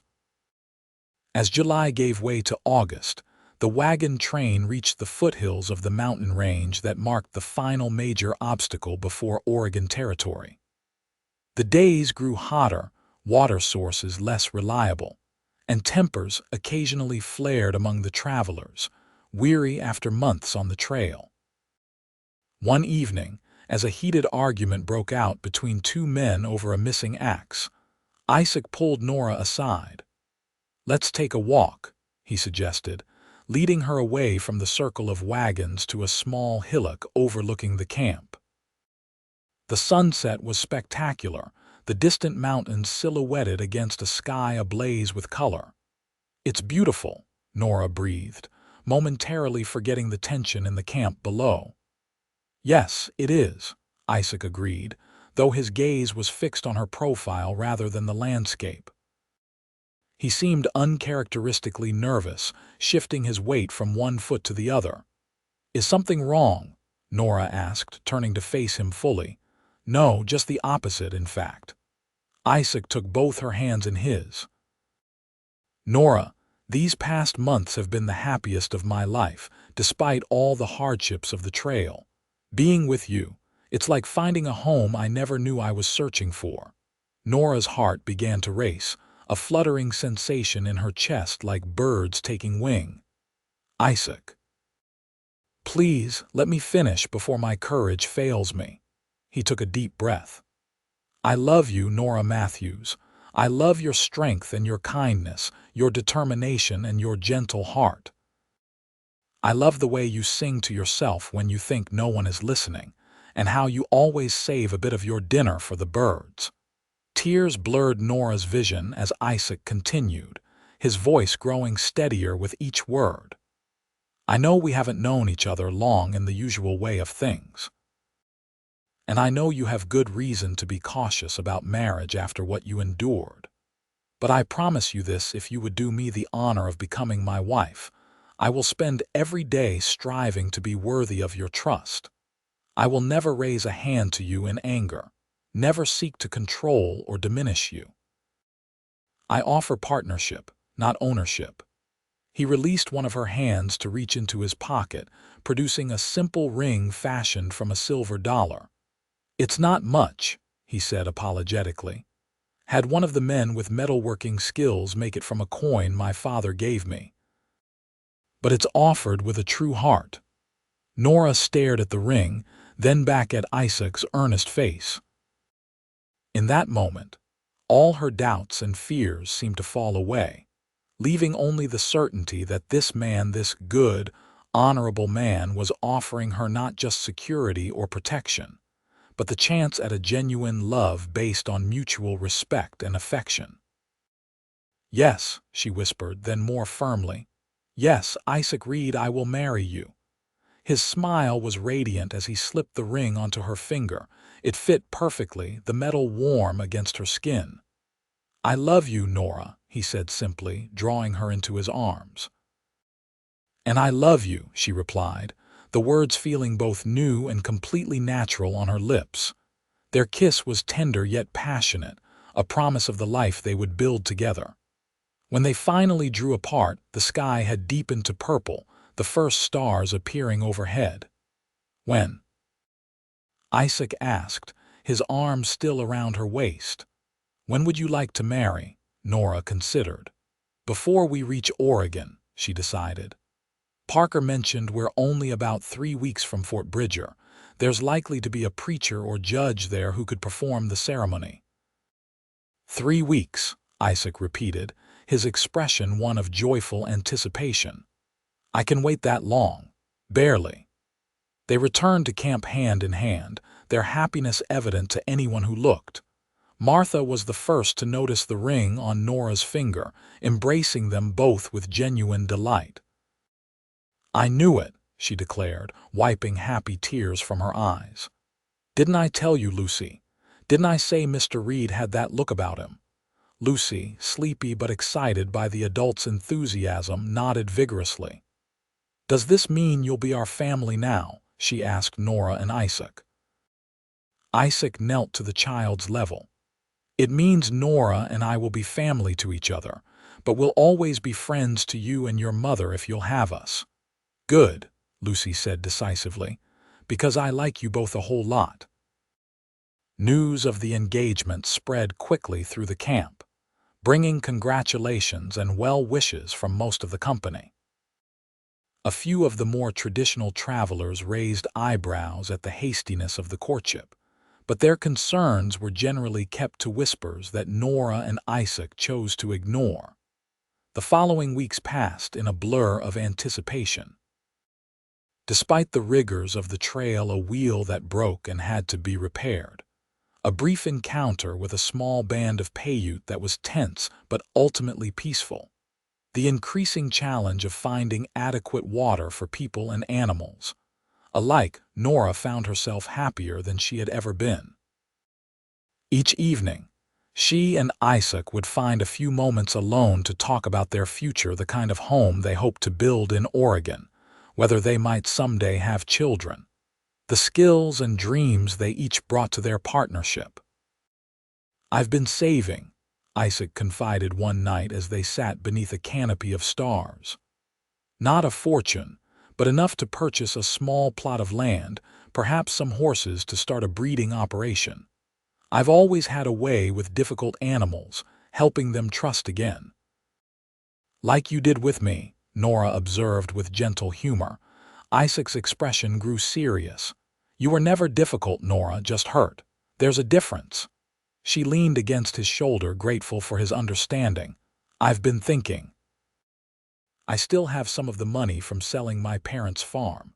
Not much. Victor controlled most of our finances, but I managed to hide a little. It's sewn into the lining of my cloak. Clever woman, Isaac said admiringly. Between your savings and mine, we should have a decent start. And I can teach, Nora added. New settlements always need educators, or perhaps open a small shop if there's need. You'll have choices, Isaac promised, echoing his words from months ago. That's what matters. Fort Bridger appeared on the horizon on a clear September morning, its rough wooden walls a welcome sight after weeks in the wilderness. The wagon train approached with renewed energy, everyone eager for the opportunity to replenish supplies, repair equipment, and enjoy the relative comforts of the frontier outpost. Parker called a halt about a mile from the fort, gathering the company to discuss plans. We'll stay 3 days, he announced. Time enough for repairs and rest before the final push to Oregon. Anyone with business in the fort tend to it promptly. We leave at dawn on the 4th day, weather permitting. Nora and Isaac exchanged glances, their excitement palpable. 3 days to arrange a wedding, to transform their promises into a formal union before continuing their journey west. They entered Fort Bridger with Martha and Lucy, marveling at what seemed like luxury after months on the trail's sturdy buildings. A small general store, even a rudimentary bathhouse, where, for a modest fee, one could enjoy the indescribable pleasure of a proper bath with heated water. Their first priority was finding someone authorized to perform marriages. Inquiries led them to a circuit riding preacher who had arrived at the fort just 2 days earlier and would be departing the following week. The Lord's timing is perfect, the preacher, a lean, weathered man named Reverend Simmons, declared when they explained their situation. I'd be honored to join you in holy matrimony. Tomorrow afternoon, perhaps. That would give you time to prepare. With the ceremony arranged, Nora found herself swept up in unexpected preparations. The women of the wagon train, delighted by the prospect of a wedding to break the monotony of the journey, insisted on helping her create a special dress from fabric purchased at the fort's small store. "Every bride deserves something new," Martha declared as she and several other women worked together, their needles flashing in the lamplight of the Abernathy wagon. By morning, they had transformed a length of pale blue cotton into a simple but elegant dress, adorned with bits of lace donated from treasured keepsakes carried in various wagons. One woman contributed a silk ribbon for Nora's hair, another a pair of barely worn white gloves saved for special occasions. "Something borrowed," the woman explained with a wink as she handed over the gloves. "For luck." Isaac, meanwhile, had his own preparations to make. He purchased a new shirt and had his trail-worn boots polished to a respectable shine. The men of the company, not to be outdone by the women's enthusiasm, presented him with a silver watch chain they had pooled resources to buy from a trader at the fort. "To help you remember when to come home for dinner," one of them joked, clapping Isaac on the shoulder. The morning of the wedding dawned clear and mild, the mountains to the west sharp against the blue sky. Nora woke early, her stomach fluttering with nervous excitement. This day, this choice represented everything she had fought for: the freedom to determine her own path, to love where her heart led her, to build a life based on mutual respect rather than fear. As the women helped her dress and arranged her hair, Nora found herself thinking of her parents. They would have liked Isaac. She was certain would have recognized in him the solid character and genuine heart that had drawn her to him. The thought brought a bittersweet pang, but no real sadness. They were with her in spirit, she felt sure. The ceremony was set for mid-afternoon in a small clearing just outside the fort, where wildflowers still bloomed despite the approaching autumn. The entire wagon train company gathered to witness the union, forming a circle around the simple altar, a wooden table draped with a clean white cloth, upon which rested a Bible and a single bunch of prairie flowers. Isaac waited with Reverend Simmons, his usually calm demeanor betrayed by the way he repeatedly adjusted his collar and shifted his weight from one foot to the other. When he caught sight of Nora approaching on Samuel Parker's arm, the wagon master having offered to give her away in the absence of family, Isaac's expression transformed into one of such naked adoration that several of the watching women sighed audibly. Nora had never felt more beautiful or more certain as she walked toward the man who had become her protector, her friend, and now would be her husband. The bruises Victor had inflicted, both physical and emotional, had faded. In their place was a confidence born of survival and the knowledge that true love empowered rather than diminished. "Dearly beloved," Reverend Simmons began as Nora took her place beside Isaac, his hand warm and steady around hers. "We are gathered here today in the sight of God and this company to join together this man and this woman in holy matrimony."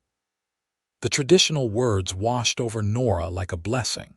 When it came time for their vows, Isaac's voice rang clear and true across the assembled gathering. "I, Isaac James Reed, take thee, Nora Elizabeth Matthews, to be my wedded wife, to have and to hold from this day forward, for better or worse, for richer or poorer, in sickness and in health, to love and to cherish, till death do us part, according to God's holy ordinance. And thereto I pledge thee my faith."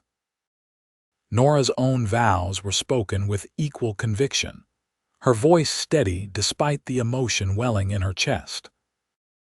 The silver ring Isaac had fashioned gleamed in the afternoon sunlight as he placed it on her finger, and when the Reverend pronounced them husband and wife, the The cheer that went up from the wagon train company seemed loud enough to echo off the distant mountains.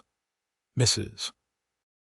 Reid," Isaac murmured as he leaned in for the kiss that sealed their union, his eyes alight with joy and promise. "Mr. Reid," Nora replied, rising on tiptoe to meet his lips with her own, her heart fuller than she had ever imagined possible.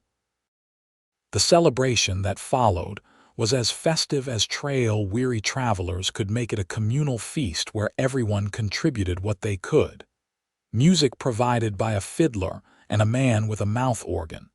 Dancing that continued until the stars emerged in the darkening sky.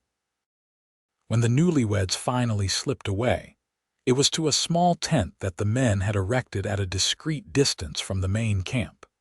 Decorated inside with more wildflowers and lit by a single lantern that cast a warm, golden glow over the simple space. "It's not much of a bridal chamber," Isaac apologized, suddenly shy as they stood facing each other in the intimate confines of the tent. "It's perfect," Nora assured him, reaching up to touch his face with gentle fingers. "Because you're here." Their coming together was tender and unhurried, Isaac's patience and consideration healing the final wounds Victor had inflicted on Nora's spirit. In her husband's arms, she found not possession but partnership, not dominance but mutual surrender, not fear but the purest expression of love. Afterward, lying in the circle of Isaac's embrace with her head pillowed on his chest, Nora felt a peace she had almost forgotten was possible. "Happy?" Isaac asked softly, his fingers tracing lazy patterns on her bare shoulder.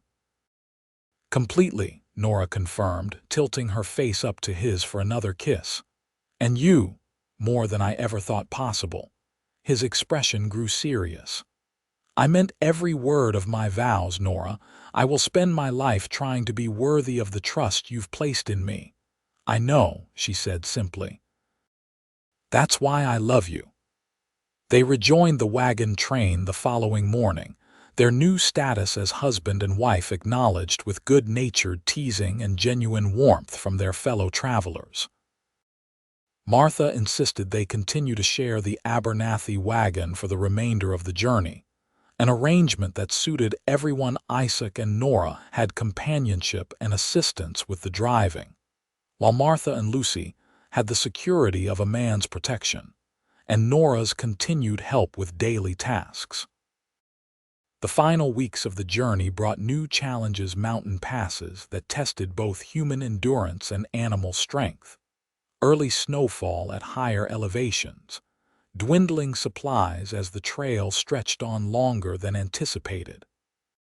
But through it all, Nora found that facing adversity with Isaac by her side made even the most difficult days bearable. Oregon Territory welcomed them with valleys so lush and green that after months of increasingly arid landscapes, they seemed almost unreal. The wagon train's destination was a growing settlement near present-day Salem, where fertile land was still available for claiming, and a small but thriving community offered the promise of markets for goods and services. As they crested the final hill, and the settlement came into view, neat cabins and a few larger buildings nestled in a valley beside a winding river, Nora felt a surge of emotion so powerful it momentarily robbed her of speech. They had made it. Despite Victor's threats, despite the countless dangers of the trail, despite all odds, they had reached this new land where they could truly begin again. Isaac, sensing her thoughts, reached across the wagon seat to take her hand. "Home," he said simply. "Home," Nora agreed, squeezing his fingers. The word held new meaning now, not a place of fear and constraint, but one of possibility and love. The wagon train dispersed upon reaching the settlement, families heading to plots already purchased through arrangements made before departure or seeking available land nearby. Isaac and Nora, with their combined savings, were able to purchase 20 acres with a small cabin about 2 miles from the main settlement, close enough for convenience, but with the privacy they both valued. Martha and Lucy chose to stay in town, where Martha found work as a seamstress, and Lucy could attend the recently established school. The four remained close, sharing Sunday dinners and helping each other with larger tasks like barn raising or harvest. Over the following months, Isaac and Nora transformed their simple cabin into a true home. Isaac's skill with horses soon earned him a reputation in the area, and within a year, he had established a small but successful business breeding and training quality mounts for settlers and travelers. Nora, drawing on her earlier experience, began teaching reading and arithmetic to neighborhood children 3 days a week, while also cultivating a vegetable garden that soon became her pride and joy. News from the East arrived sporadically via travelers and occasional mail deliveries. From a merchant who had passed through Wyoming territory, they learned that Victor Blackwood had indeed mounted a search for his missing wife, offering substantial rewards for information. But the search had apparently petered out after a few months, either because Victor had given up or because he had found new targets for his controlling nature. "He'll never find us now," Isaac assured Nora one evening as they sat on the porch of their cabin, watching the sunset paint the western sky in shades of gold and crimson. "And even if by some miracle he did, he'd have to go through me first and a whole community that knows and respects you." Nora nodded, her hand instinctively going to the slight swell of her belly where their first child was growing. "I know. I'm not afraid anymore, Isaac. Not of him, not of the future." Isaac's hand covered hers, his expression tender as he felt the movement of their unborn child.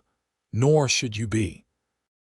The past is behind us, and what lies ahead is ours to shape together." As twilight deepened around them, Nora leaned her head against her husband's shoulder, contentment warming her more surely than the woolen shawl he had draped around her against the evening chill. From that terrible night in Willow Creek, when she had pressed herself against an alley wall, heart pounding with fear, to this peaceful evening on her own porch beside the man she loved, the journey had been long and often difficult. But every step, every challenge had led her here to safety, to partnership, to love. "I love you, Isaac Reed," she whispered, the words a prayer of gratitude. "And I love you, Nora Reed," he replied, his arm tightening around her shoulders. "Today, tomorrow, and all the days to come." In the distance, a whippoorwill called, its haunting song floating on the evening breeze. Inside their cabin, a lamp waited to be lit against the coming darkness. But for now, they sat together in the gathering dusk, two people who had found in each other not just refuge from storms weathered, but the promise of countless sunrises yet to come. 5 years later, the Reed homestead had blossomed into one of the most prosperous in the valley. The original cabin had been expanded to accommodate their growing family, 3-year-old James, named for Isaac's father, and 1-year-old Elizabeth, named for Nora's mother. Isaac's horse breeding business had thrived beyond their most optimistic expectations, his reputation for quality animals spreading throughout the territory. Nora's small teaching endeavor had grown as well, eventually leading to her appointment as the primary teacher at the settlement's formal school, a position she held 3 days a week while still managing their home and children. On a warm spring afternoon, as Nora hung laundry on the line with Elizabeth balanced on her hip, she spotted a rider approaching along the road from town. Even at a distance, she recognized Isaac's broad shoulders and the distinctive gait of his favorite stallion. He wasn't due home for hours, having left that morning to deliver a pair of matched grays to a buyer in the next county, setting Elizabeth down on a blanket in the shade with a wooden toy to occupy her. Nora shaded her eyes against the sun, watching as Isaac drew closer. There was something in his posture that caught her attention, attention that was unusual for her normally relaxed husband. "Isaac," she called as he dismounted at the gate, "is everything all right? You're home early." He secured his horse and crossed to her quickly, his expression a mixture of concern and determination. "Where's James?" he asked, glancing around for their son. "Napping in the house," Nora replied, her anxiety growing. "Isaac, what's wrong?" He took her hands in his gaze direct. "There's a man in town asking questions about a woman named Nora Blackwood. Says he's been tracking her for years on behalf of her husband back east." The world seemed to tilt beneath Nora's feet, the peaceful security of the past 5 years suddenly threatened.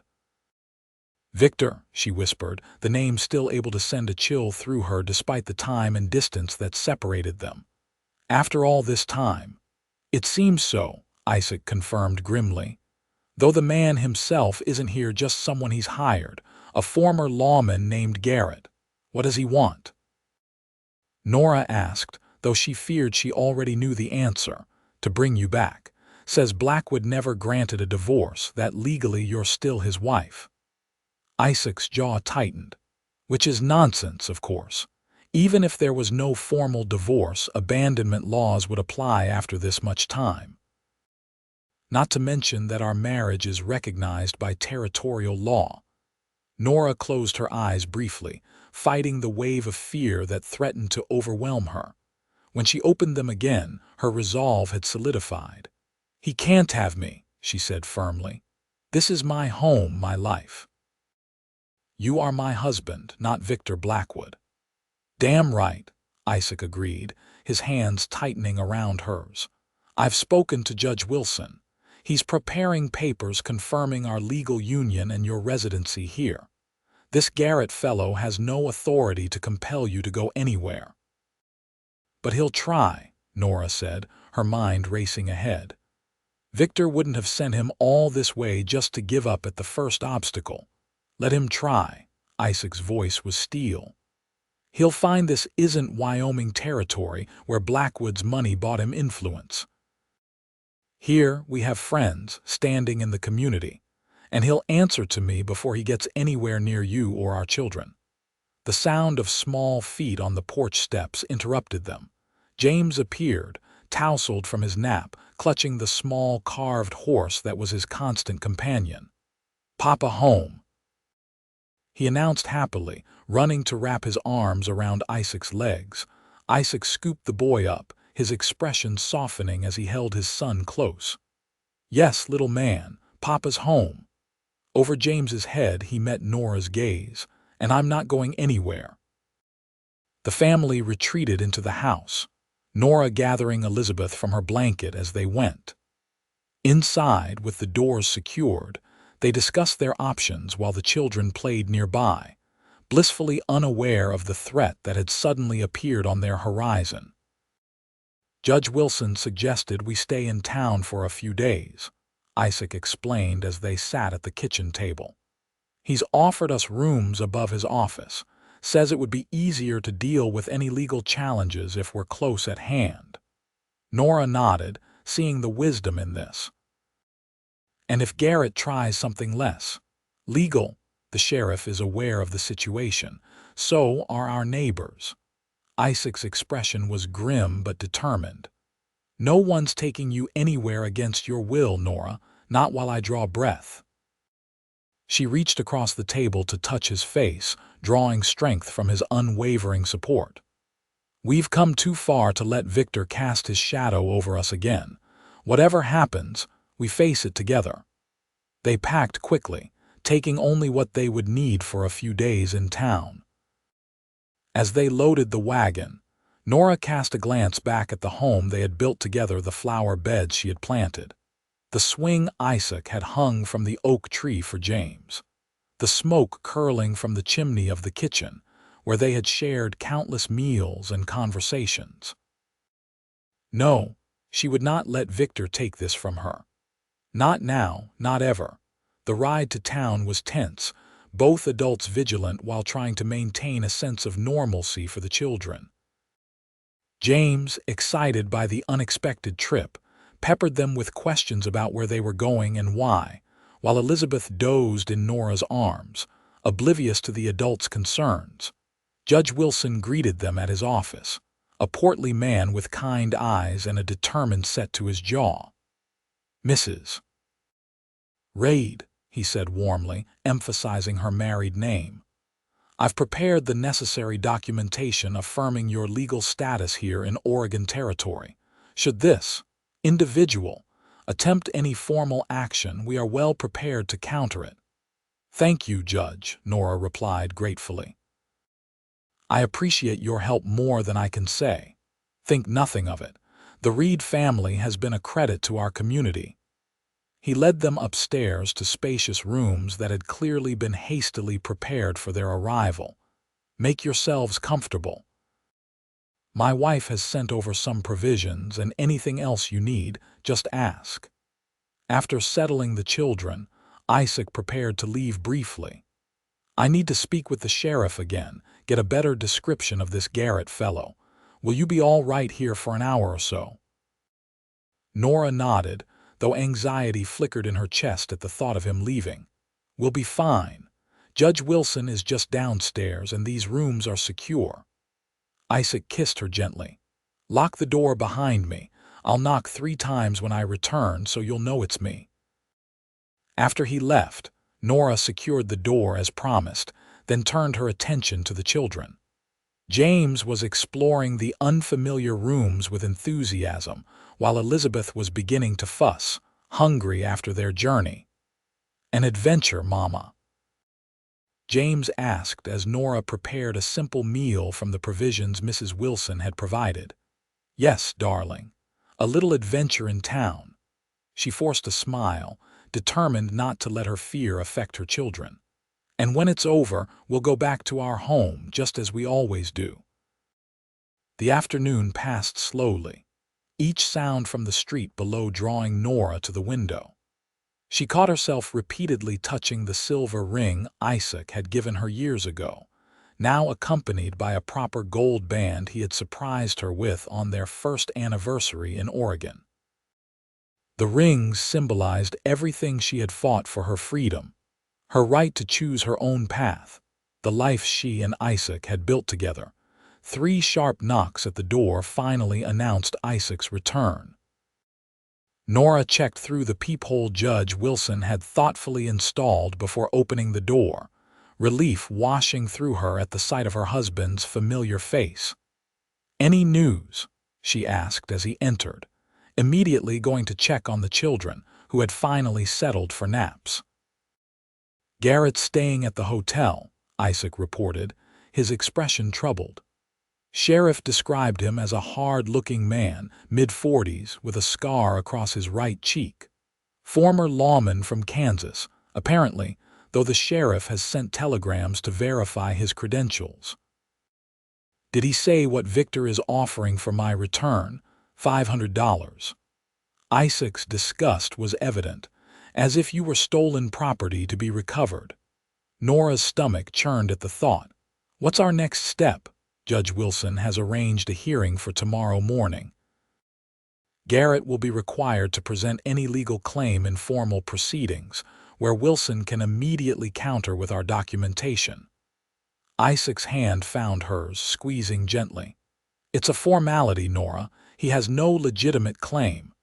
"But that won't stop Victor," Nora said softly. "If this fails, he'll try something else.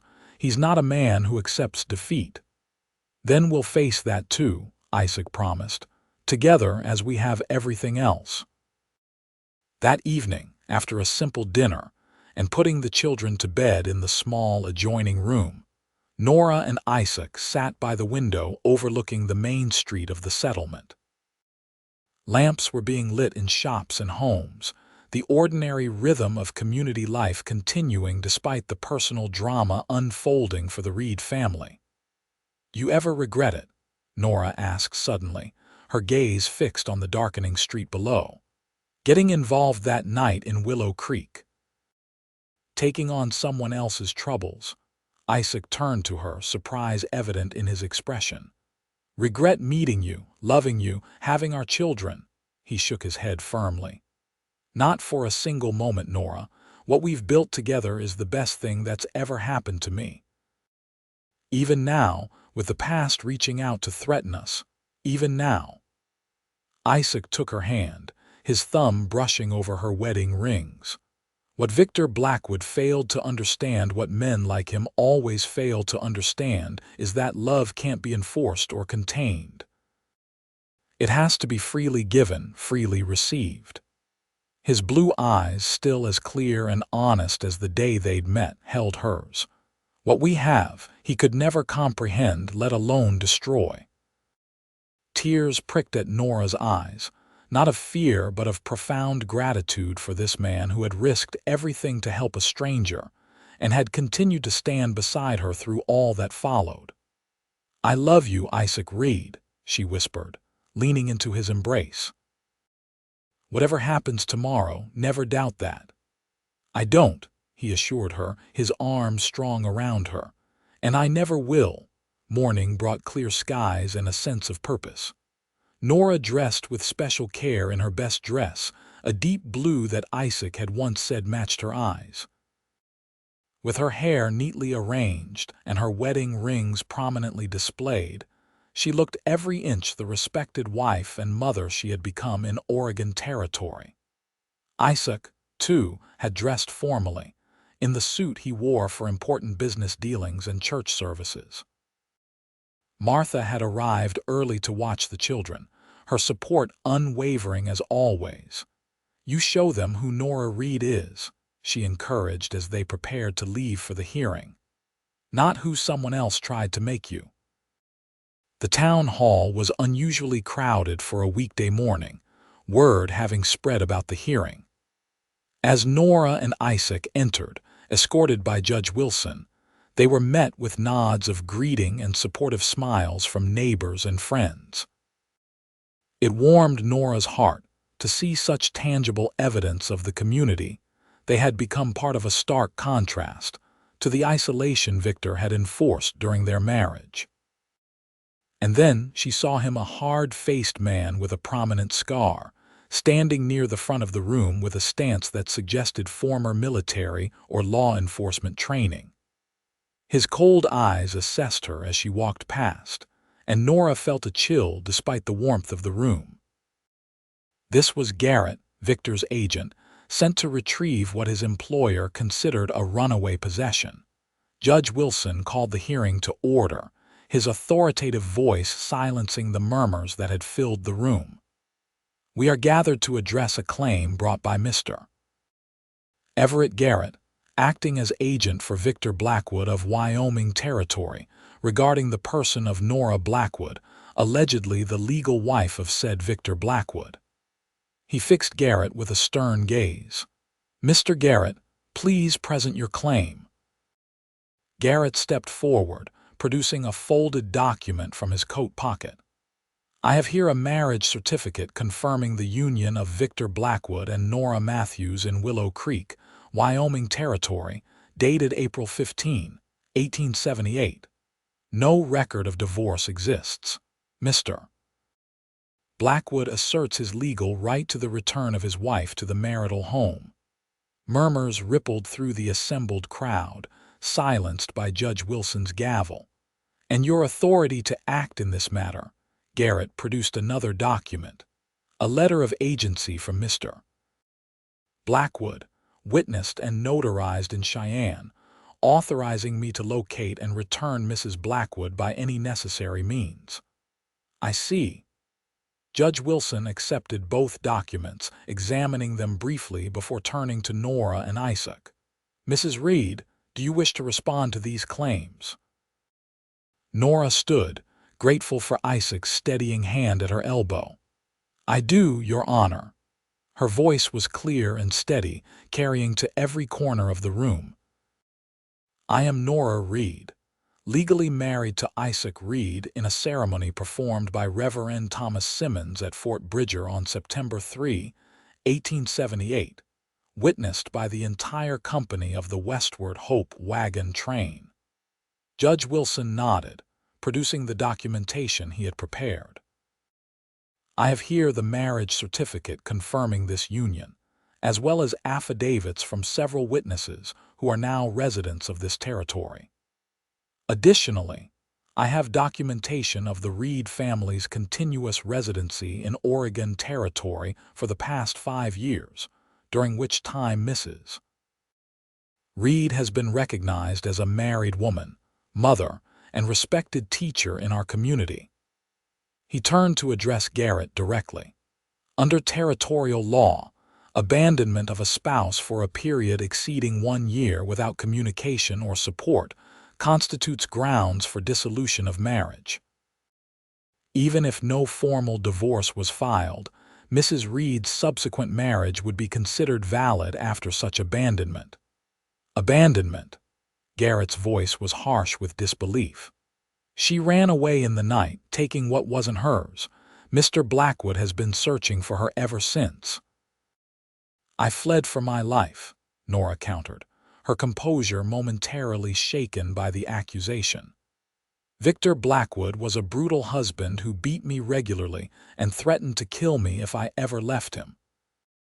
I took nothing from that house except the clothes on my back and a locket that had belonged to my mother. A murmur of sympathy ran through the room. Isaac's hand tightened on hers, lending her strength to continue. For 5 years, I have lived openly, under my true married name, making no attempt to hide my whereabouts. If Victor truly wished to establish communication, he could have done so through legal channels, not by sending a bounty hunter to drag me back like escaped property. Judge Wilson nodded gravely. Mrs. Reed's account is supported by statements from those who knew her in Wyoming Territory, including a medicine woman named Singing Bird of the Shoshone people, who provided written testimony of Mrs. Reed's condition when she sought sanctuary. He looked around the room. Are there any here who would speak to Mrs. Reed's character and standing in this community? Several people rose, including the settlement's doctor, the proprietor of the general store, and 3 mothers whose children Nora taught. One by one, they testified to her character, her contributions to the community, and the evident happiness of the Reed family. Throughout it all, Garrett stood impassive, his scarred face betraying no emotion beyond a slight tightening of his jaw as the testimony mounted. When the last speaker had finished, Judge Wilson turned to him again. Mr. Garrett, having heard this evidence and reviewed the documentation, I must inform you that your claim on behalf of Victor Blackwood has no standing in Oregon Territory. Mrs. Nora Reed is legally married to Isaac Reed, is the mother of their 2 children, and is a valued member of this community. His voice hardened slightly. Any attempt to remove her against her will would constitute kidnapping under territorial law, a crime for which the penalty is severe. Garrett's expression didn't change, but his posture shifted subtly, the recognition of a man who knows when a battle is lost. Mr. Blackwood won't be pleased with this outcome, Your Honor. Mr. Blackwood's pleasure or displeasure is of no concern to this court, Judge Wilson replied firmly. This hearing is concluded. Mrs. Reed is free to return home with her husband and children, without further interference. The gavel came down with a satisfying crack, and the tension that had held Nora rigid throughout the proceedings finally released. Isaac's arm came around her shoulders, pulling her close as friends and neighbors approached to offer congratulations and support. Through the crowd, Nora caught Garrett's eye one last time. The bounty hunter's gaze was calculating, assessing, but he made no move toward her. After a moment, he turned and left the town hall without another word. "It's over," Isaac murmured in her ear as they watched Garrett depart. "He has no legal ground to stand on here. But will he give up so easily?" Nora wondered, not quite ready to believe the threat had passed. "The sheriff will make sure he leaves town," Isaac assured her. And if Victor sends someone else, we'll face that too. But for now, let's go home to our children. Home. The word had never sounded sweeter. Surrounded by friends who had stood with them, secure in the legal validation of their marriage, Nora allowed herself to hope that perhaps, finally, Victor's shadow had been banished from their lives. They collected James and Elizabeth from Martha's care, the children's excited chatter about their adventure in town filling the wagon as they headed back to their homestead. The familiar landscape of their property came into view as they crested the final hill, the expanded cabin with smoke curling from the chimney, the barn where Isaac's prized horses were stabled, the garden Nora had tended so carefully, now sprouting with early summer vegetables. "Look, Mama." James pointed excitedly. "Home?" "Yes, my love," Nora agreed, her heart full as she held Elizabeth on her lap. "We're home." As they approached the gate, Isaac suddenly tensed, his hand going to the rifle kept beneath the wagon seat. "Wait," he said quietly, bringing the wagon to a halt. "Someone's been here." Nora followed his gaze to the cabin's open door, which they had certainly closed and locked before leaving for town. Fear clutched at her heart as she instinctively tightened her hold on Elizabeth. "Stay with the children," Isaac instructed, his voice low and urgent.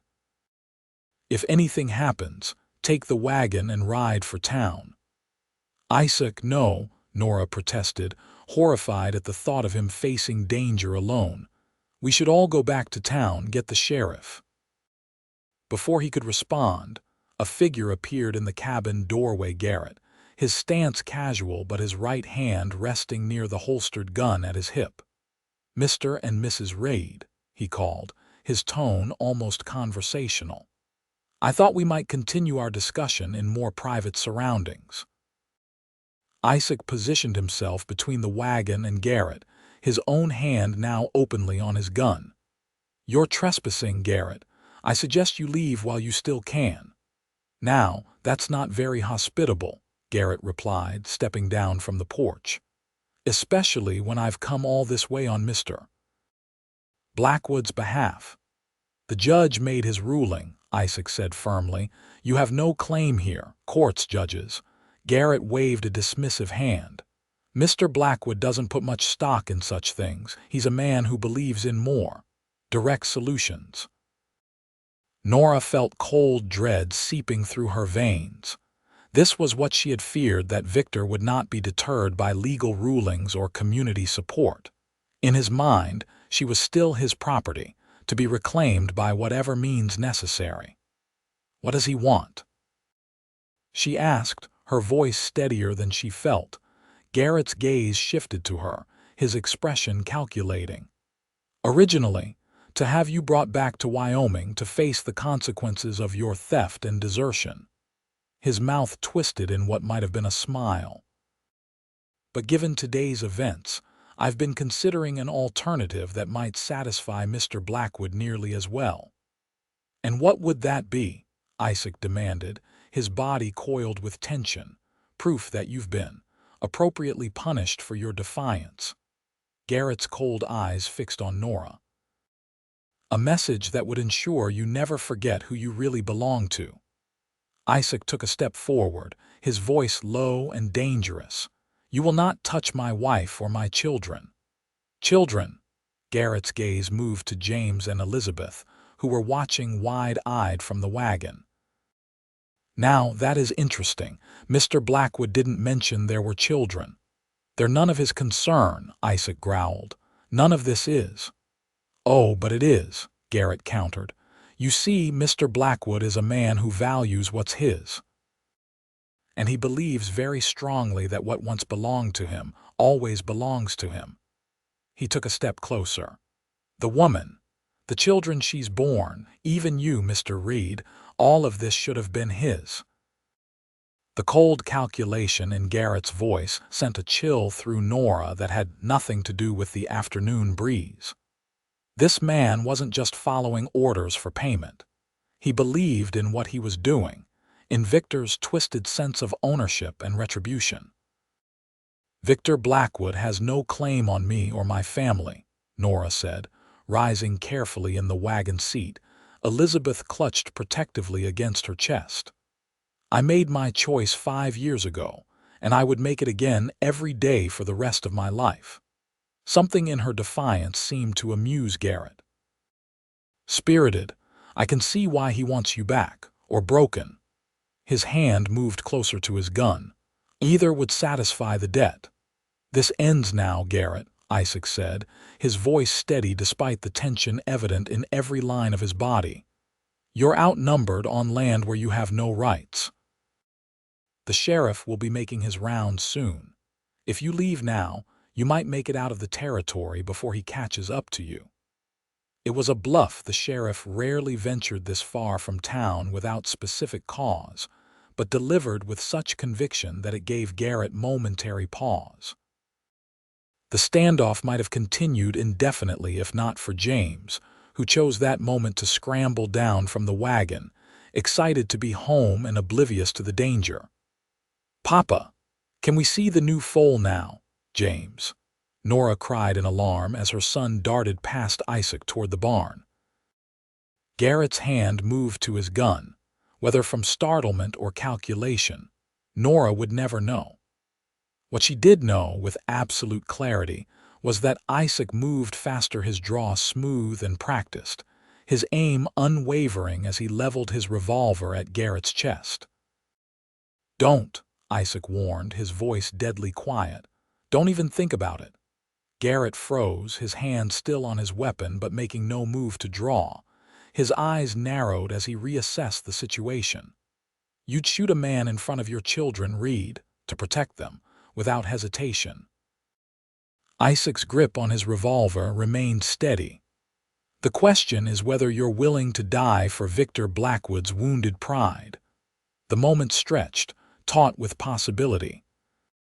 Nora held her breath, clutching Elizabeth tightly as she watched James, now aware something was wrong, hesitate halfway to the barn. Finally, Garrett's hand moved away from his gun. "Perhaps Mr. Blackwood's interests would be better served by a full report rather than a hasty confrontation," he conceded, though his eyes remained cold and calculating. "Particularly regarding the expanded family situation." "You tell Blackwood this," Isaac said, his gun still trained on Garrett's chest.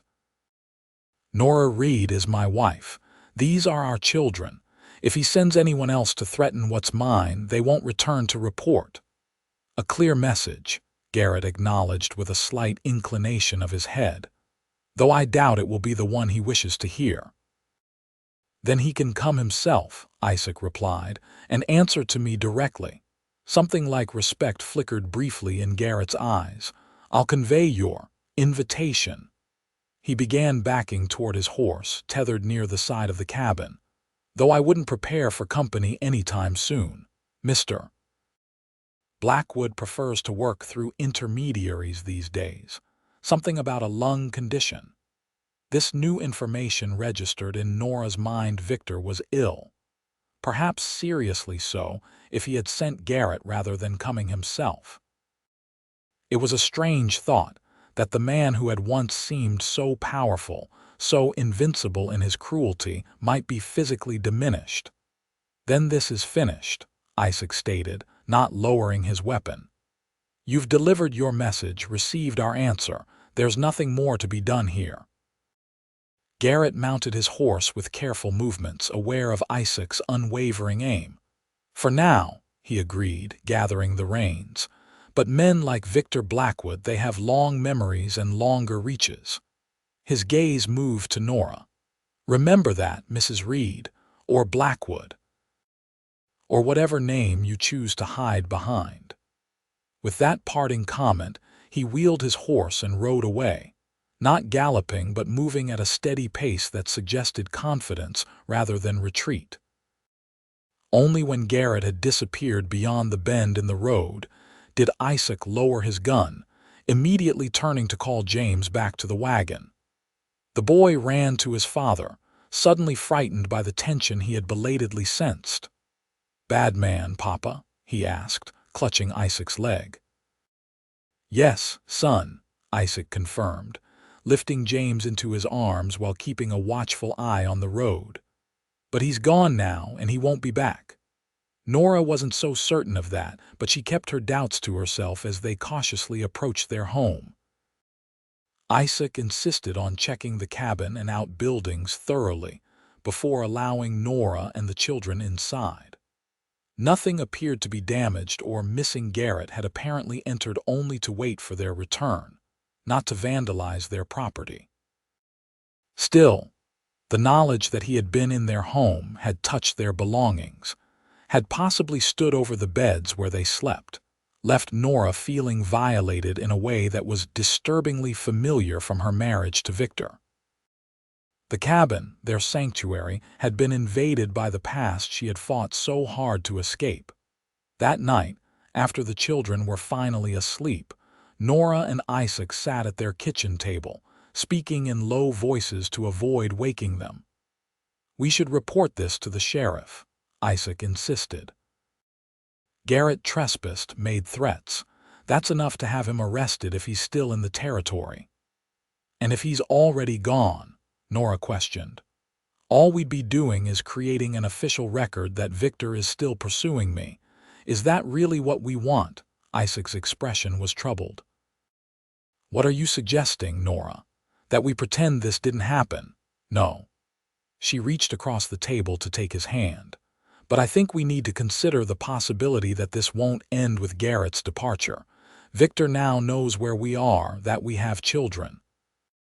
If his health is failing, as Garrett implied, he might become more desperate, not less." "What are you saying?" Isaac's grip on her hand tightened. Nora took a deep breath, voicing the thought that had been forming since their confrontation with Garrett. "I think we should consider leaving. Starting fresh somewhere Victor wouldn't think to look." The suggestion hung between them, heavy with implication. They had built so much here: their home, Isaac's business, Nora's position at the school, friendships and community ties. To leave it all behind would be another kind of loss, another victory for Victor's malevolent influence. "Running again," Isaac said quietly, not as a judgment but as a recognition of what it would mean for Nora. "After all you've done to build a life here." "I know," Nora acknowledged, tears threatening. "And part of me hates the very idea. But our children, Isaac, I can't bear the thought of them being touched by Victor's hatred, directly or through men like Garrett." Isaac was silent for a long moment, his thumb tracing absent patterns on the back of her hand as he considered their options. "California," he finally said. "The southern part near San Diego, climate's good for horses. Growing population means schools will need teachers. It's far enough that news wouldn't easily travel back to Wyoming." Hope stirred in Nora's chest at the practical consideration in his voice. "You've thought about this before." "Not leaving because of Blackwood," Isaac clarified. "But yes, I've considered that we might someday want to change. The breeding operation is doing well enough that we could sell it for a good price, have capital to start again." "It would mean saying goodbye to everyone," Nora said softly. "Martha and Lucy, the Wilsons, all our friends here." "Yes," Isaac agreed solemnly. "That would be the hardest part. But we could write, perhaps even visit someday when enough time has passed." They talked long into the night, weighing options, considering implications, planning for contingencies. By the time they finally sought their bed, a tentative decision had been reached: they would begin preparations to sell their property and business, quietly and without drawing attention. If Victor made no further moves against them in the coming months, they might reconsider. But if there was any indication of continued threat, they would be ready to leave quickly. As they lay together in the darkness, Nora nestled against Isaac's side. She found herself thinking of that night years ago in Willow Creek, when a similar fear had driven her into the streets with nothing but a small satchel of belongings. The parallel was undeniable, yet fundamentally different. Then she had been fleeing alone, terrified and desperate. Now any move they made would be together as a family with purpose and planning rather than panic. "Isaac," she whispered, not certain if he was still awake. His arm tightened around her. "Thank you for understanding.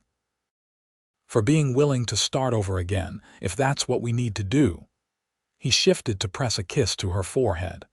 "Whatever it takes to keep you and our children safe, Nora, that's what matters most."